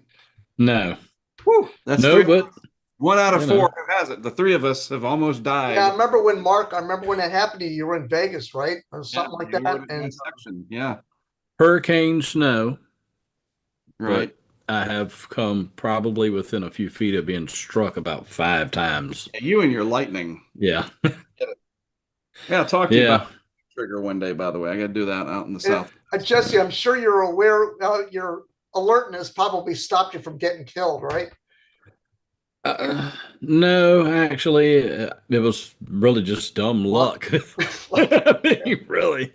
Come on, give yourself some credit. I mean, I No, almost I ran over a can't. bunch of times. No, the worst time I was on the phone with Mark, Yes. and we were over in Hampton, my wife and I was set up on an open stage on the beach. It's got concrete or brick pillars that come up to a solid roof structure. It's where they have a little beach thing during the summer and bands play and that kind of stuff. And so they're shielded from any rain and that kind of stuff. And I'm under there. I see the storm's coming, and they're crap. They're junk. And she's like, come on, let's go home. It's getting late. You got to go to work. Let's go home. I'm like, just give it a few more minutes. Give it a few more minutes. Well, little did I know, as Mark calls, we're talking about it. He goes, I'm seeing that in that area, there's a pocket of Cape about 5,000. And those storms swung around and hit that little pocket, and it exploded directly on over top of us. And he goes, what is that noise? And before he could say noise, Yeah, and all Wow. he could hear was my wife screaming. He right. thought I was dead. And what had happened was it had hit the roof of the structure we were under, knocked all, apparently it skirted off or something, hit the pole, knocked out the power. All of a sudden, the wind picks up. It's blowing in at us at about 50 miles an hour. We run down the steps. Of course, I'm grabbing cameras and I'm trying to tuck them under my shirt and the whole, and she's yelling, get the hell down. We run around to the other side, get down out of the wind, out of the rain, and I watch lightning hit the beach. I mean, I'm talking 10 feet from me. Hit the beach, hit the beach, hit the water, hit the pole, hit the Wow. water. And I watched it walk its way all the way across towards the south side. And little did I know where we ducked down at was right next to the breaker box. Right. So if it had hit whatever that supplied power to that stage and it came through the power lines, we were right there at the breaker box. And I know what that can do from seeing it at work when it took a And Chuck, his house. 6 or 8 inch or 6 inch main of steel that had all the conduit or power lines coming in to feed the building, and it hit the light pole outside, came down, came underground, came in, hit the breaker box, and bent that 6 to 8 inch 90 degrees. And we were sitting right directly underneath of that. And of God. course, we didn't know it until afterwards, and that was pretty much her last time out with me. She Wow. won't go. No, she won't go Like, anymore. yeah, she's like, Jesse, next time, protect me first, then the cameras. Yeah, yeah. And you're True. like, well, this is work, you know. Ex- So yeah. And what Mark was actually hearing is because I use a little Plantronics Bluetooth headset. He actually heard the charge building up in the microphone, and it was ticking. Weird little, yep. Oh, before the Oh, strike okay. itself, yeah. Yes. He was like, "What is that noise?" And before he could get it out of his mouth, he's going, Boom. Jesse, Was the are hair you on the back of your alive? neck standing up? Like, could you feel the static electricity building? No, I didn't. Didn't know. Yeah. I didn't notice it. No. It's just going to hit around But you, not on you, thank goodness. right, yeah. But of course, she's upstairs right now, and I can hear her right now going, "I told you to leave." And the problem was we couldn't get to the car because the car was about 250 yards away from us, and we had to run through all that rain and everything. So we had to stay there until it let up. That's the Yeah, one she good didn't. thing about hurricanes. You don't have to deal with that cloud to ground lightning. Right. Usually. That is true. Yeah, usually. Well, Usually. yeah, I mean the core anyway. Right. Yeah, Right. right. Well, all these years later, I mean, you're thinking of me in '05. Like, part of this job is luck and who you know. Yeah. And, there's movies and stories about you make your own luck, whatever. I think that was one of the bad guys' theme in Titanic, right? He kept saying, you make your own luck. And he had money. And, you can't buy your way into innovation. You have to, well, I guess if you're Elon Musk, you can, but we didn't have that. And we did, none of us are engineers. We tried stuff and most everything's worked. And I'll never forget that, just tooling around Disney World and like, what does Jim want? Why does he keep bothering me? And you know what I mean? Like, I'm on vacation and I'm very dedicated to my family. And it was so important that he kept after it. He could have just said, screw him and not followed up and not been persistent. And I never would have gone up and it would have been a couple of years. We would have figured it out eventually. Oh man, how is so and so streaming live from hurricanes? Damn, I wish we could do that. And it didn't work out that way. I answered the call and he said, as I said at the beginning, 2 hours ago almost now, is this guy Ross. So Yeah. it's really Ross that we owe everything to Yeah. Ross. He's up here in North Carolina now somewhere. He's doing a trailer. He models and repairs trailers, campers and stuff like that. Right. Camper pros.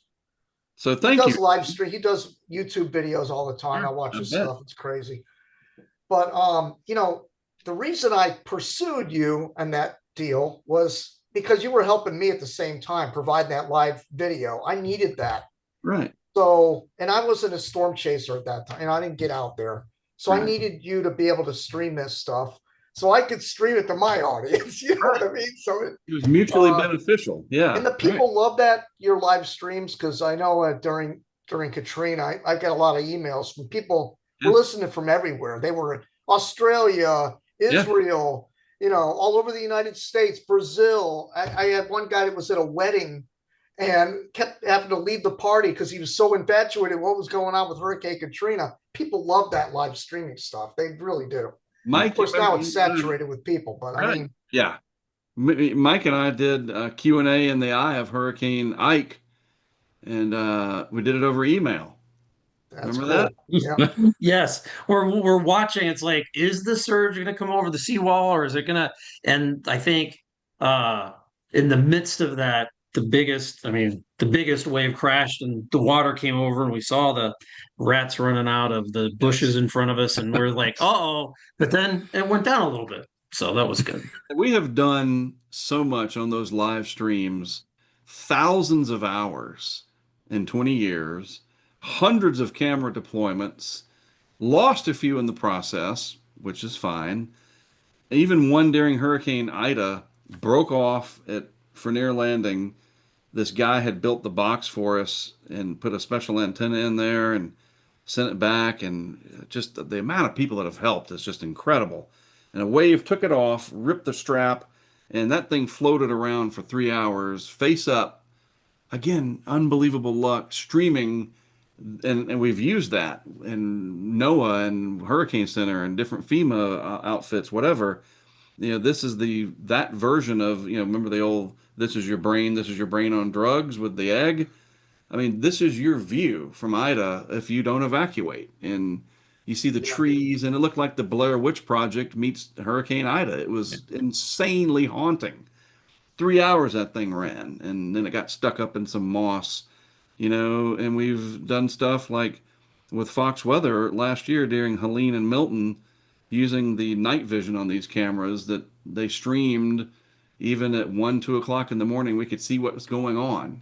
The Steenhatchee River coming up. It looked like nothing I've ever seen before, and that was live. And these cameras have streamed live underwater by a I foot. was just gonna say, I saw one of yours where the camera was underwater and it was like in front of a washing machine or Yeah. something. Yeah, I was just going to say that. I think that was Florence. I don't remember, but I just remember, the being able to see the power of the surge inside of a house as it's Yeah. slamming up Yeah. against. That was You Isaias at Oak Island. Oh, okay. The camera was actually on the balcony looking down the beach, but the balcony collapsed in the surge, and the camera ended up under, still attached to the pole, perfectly situated to see underneath the house, the freeboard up here. And there were sparks because the power was still on, and there was a refrigerator and a washing machine, and the waves would come in, and that thing streamed for hours and hours and hours, and just phenomenal, you know? Yep. And now the next big thing is to eventually stream using 360 cams. And we've done some stuff with Fox Weather where I've taken a 360 shot and processed it and sent it to them. And it reminds me of 20 years ago because it's 8K video. It takes a while for I'm on a laptop, and like it still takes a little while. So I'm back to that taking an hour. And sometimes I'll do it the night after, and then they'll show it on the morning shows or whatever. But 360 video, and we'll leave you with this. This is just an example. I'll show you where we're going to go with this stuff. Come on, Zoom. Don't let me down now, Zoom. Share screen. Thank you very much. Let's see here. Let's find that. We'll go to my YouTube. A submarine would be a good idea too. Yeah, there you go. Yeah, we've got some boats, piers, you name it. Lots of stuff's coming. Where's that? All right, so here we go. This is pretty cool. This is some 360 video from Aaron down at the Outer Banks. Mute that sucker. Not live because it is possible, but it's extremely difficult, very labor intensive with the bandwidth, the whole thing. But imagine being able to control this yourself live and watch a hurricane do what it's going to do in 360 live. And we've shown several different instances from severe weather to some nor'easters and whatnot on Fox. And when we do it live, it'll be on their network, and it's coming. And we just got to get the technology to be there because, guys, this is truly immersive, right? I mean, this is incredible. Yeah. And one day, To see this now and see where this is going with this video that you're showing, and to know that on somewhere in nowhere, Georgia, on I-95 or wherever the hell we were coming back home in the middle of the evening, yep, with that webcam attached to the dash of that vehicle, and you sitting there looking at it full screen on a laptop and say, one of these days, we're going to have that image. We're right. going to be able to see this. And here Yeah, it the is. technology is out there now with a lot of these cameras. They go, dome, they circulate and everything. So, yeah, It's amazing. yep. Problem is, a lot of them are all these rely on apps though, and it's frustrating dealing with apps. Yes. Yeah.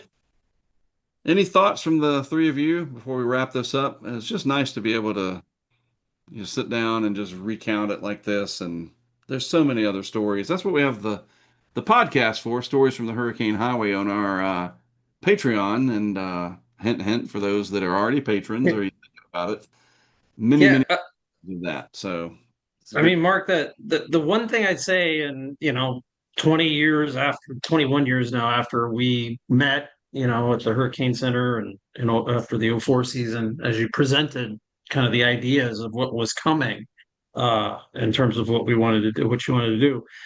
I think I'm pretty sure, just in the course of my everyday life, I've talked to somebody at least once, if not many times, about everyone else who's on this call, because they are on this video right now.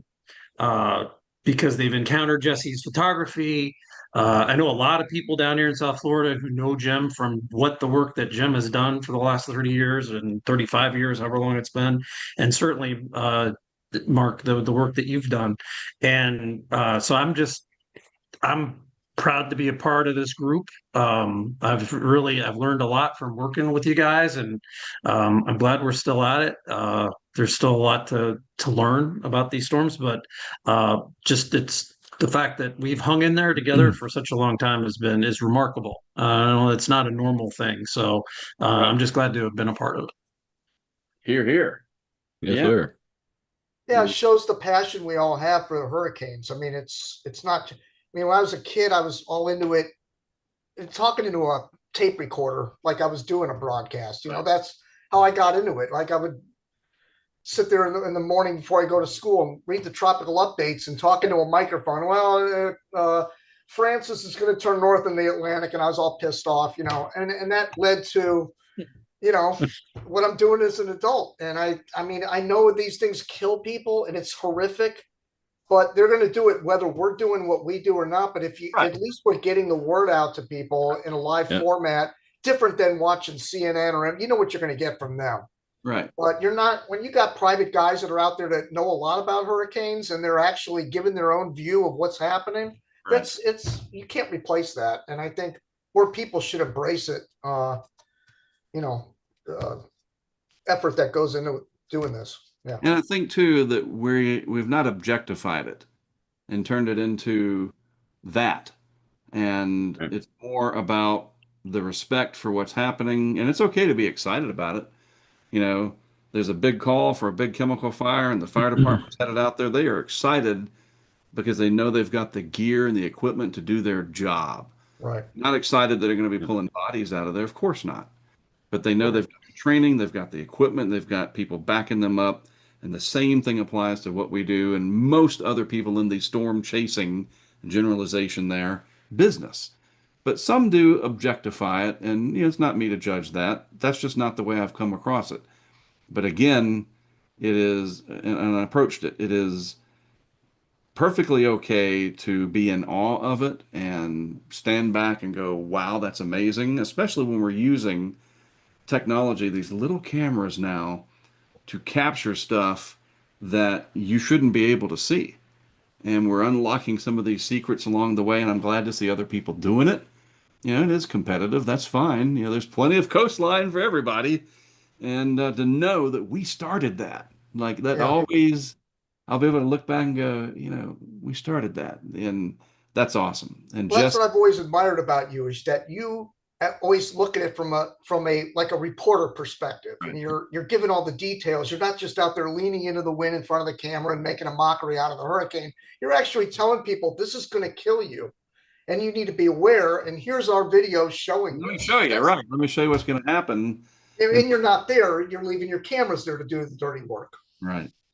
Jesse, any thoughts from you?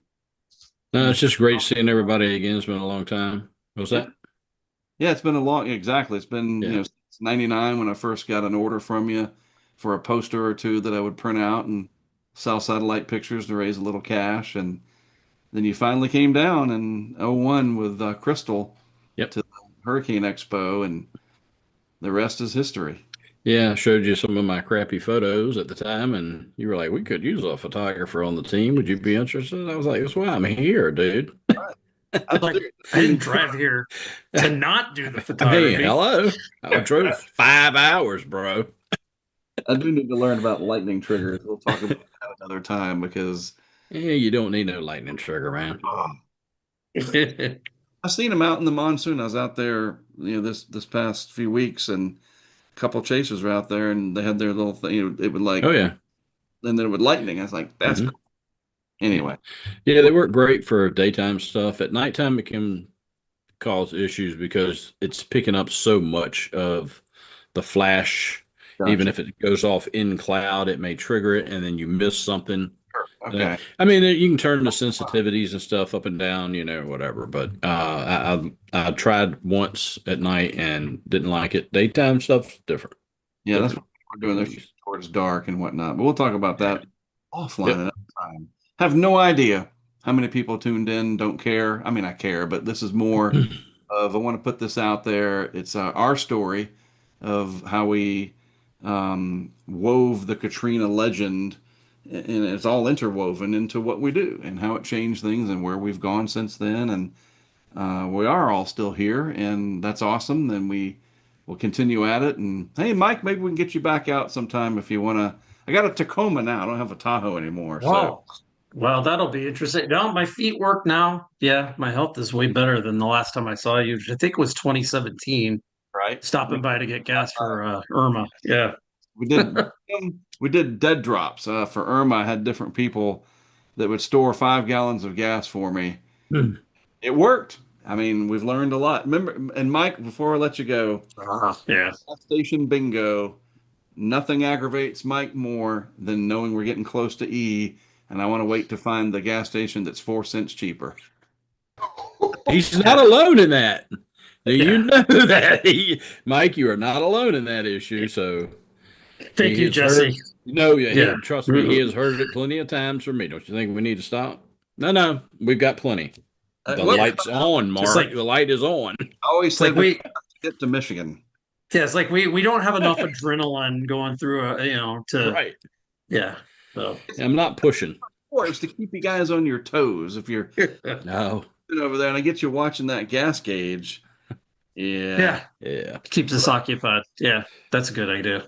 Whoever did tune in, we appreciate it. It's nice, and this will be sitting out on YouTube until there is no YouTube anymore, and that's a pretty cool thing. So, thanks, gentlemen, for hanging out with me, and Mark, a Appreciate the quick invite. question. One quick question. You please. still selling the posters?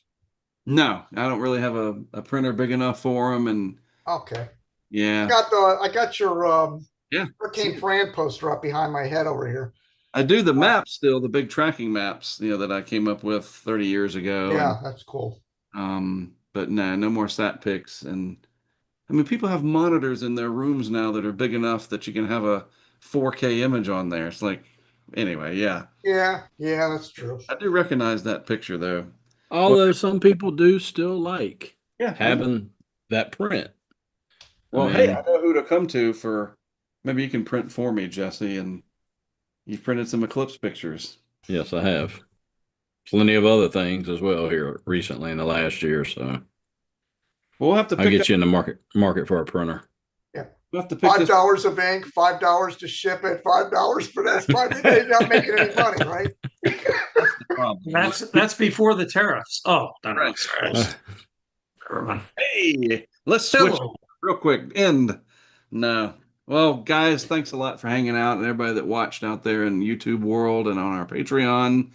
Appreciate it, and thanks for the support. Again, it's a group of people that have made all this possible over the 20-year time frame from when we first came up with the idea to where we are now. And tune in, see where we go next. All right. Stay safe, All stay right. well, and we'll see you guys later. Good night. Good seeing y'all.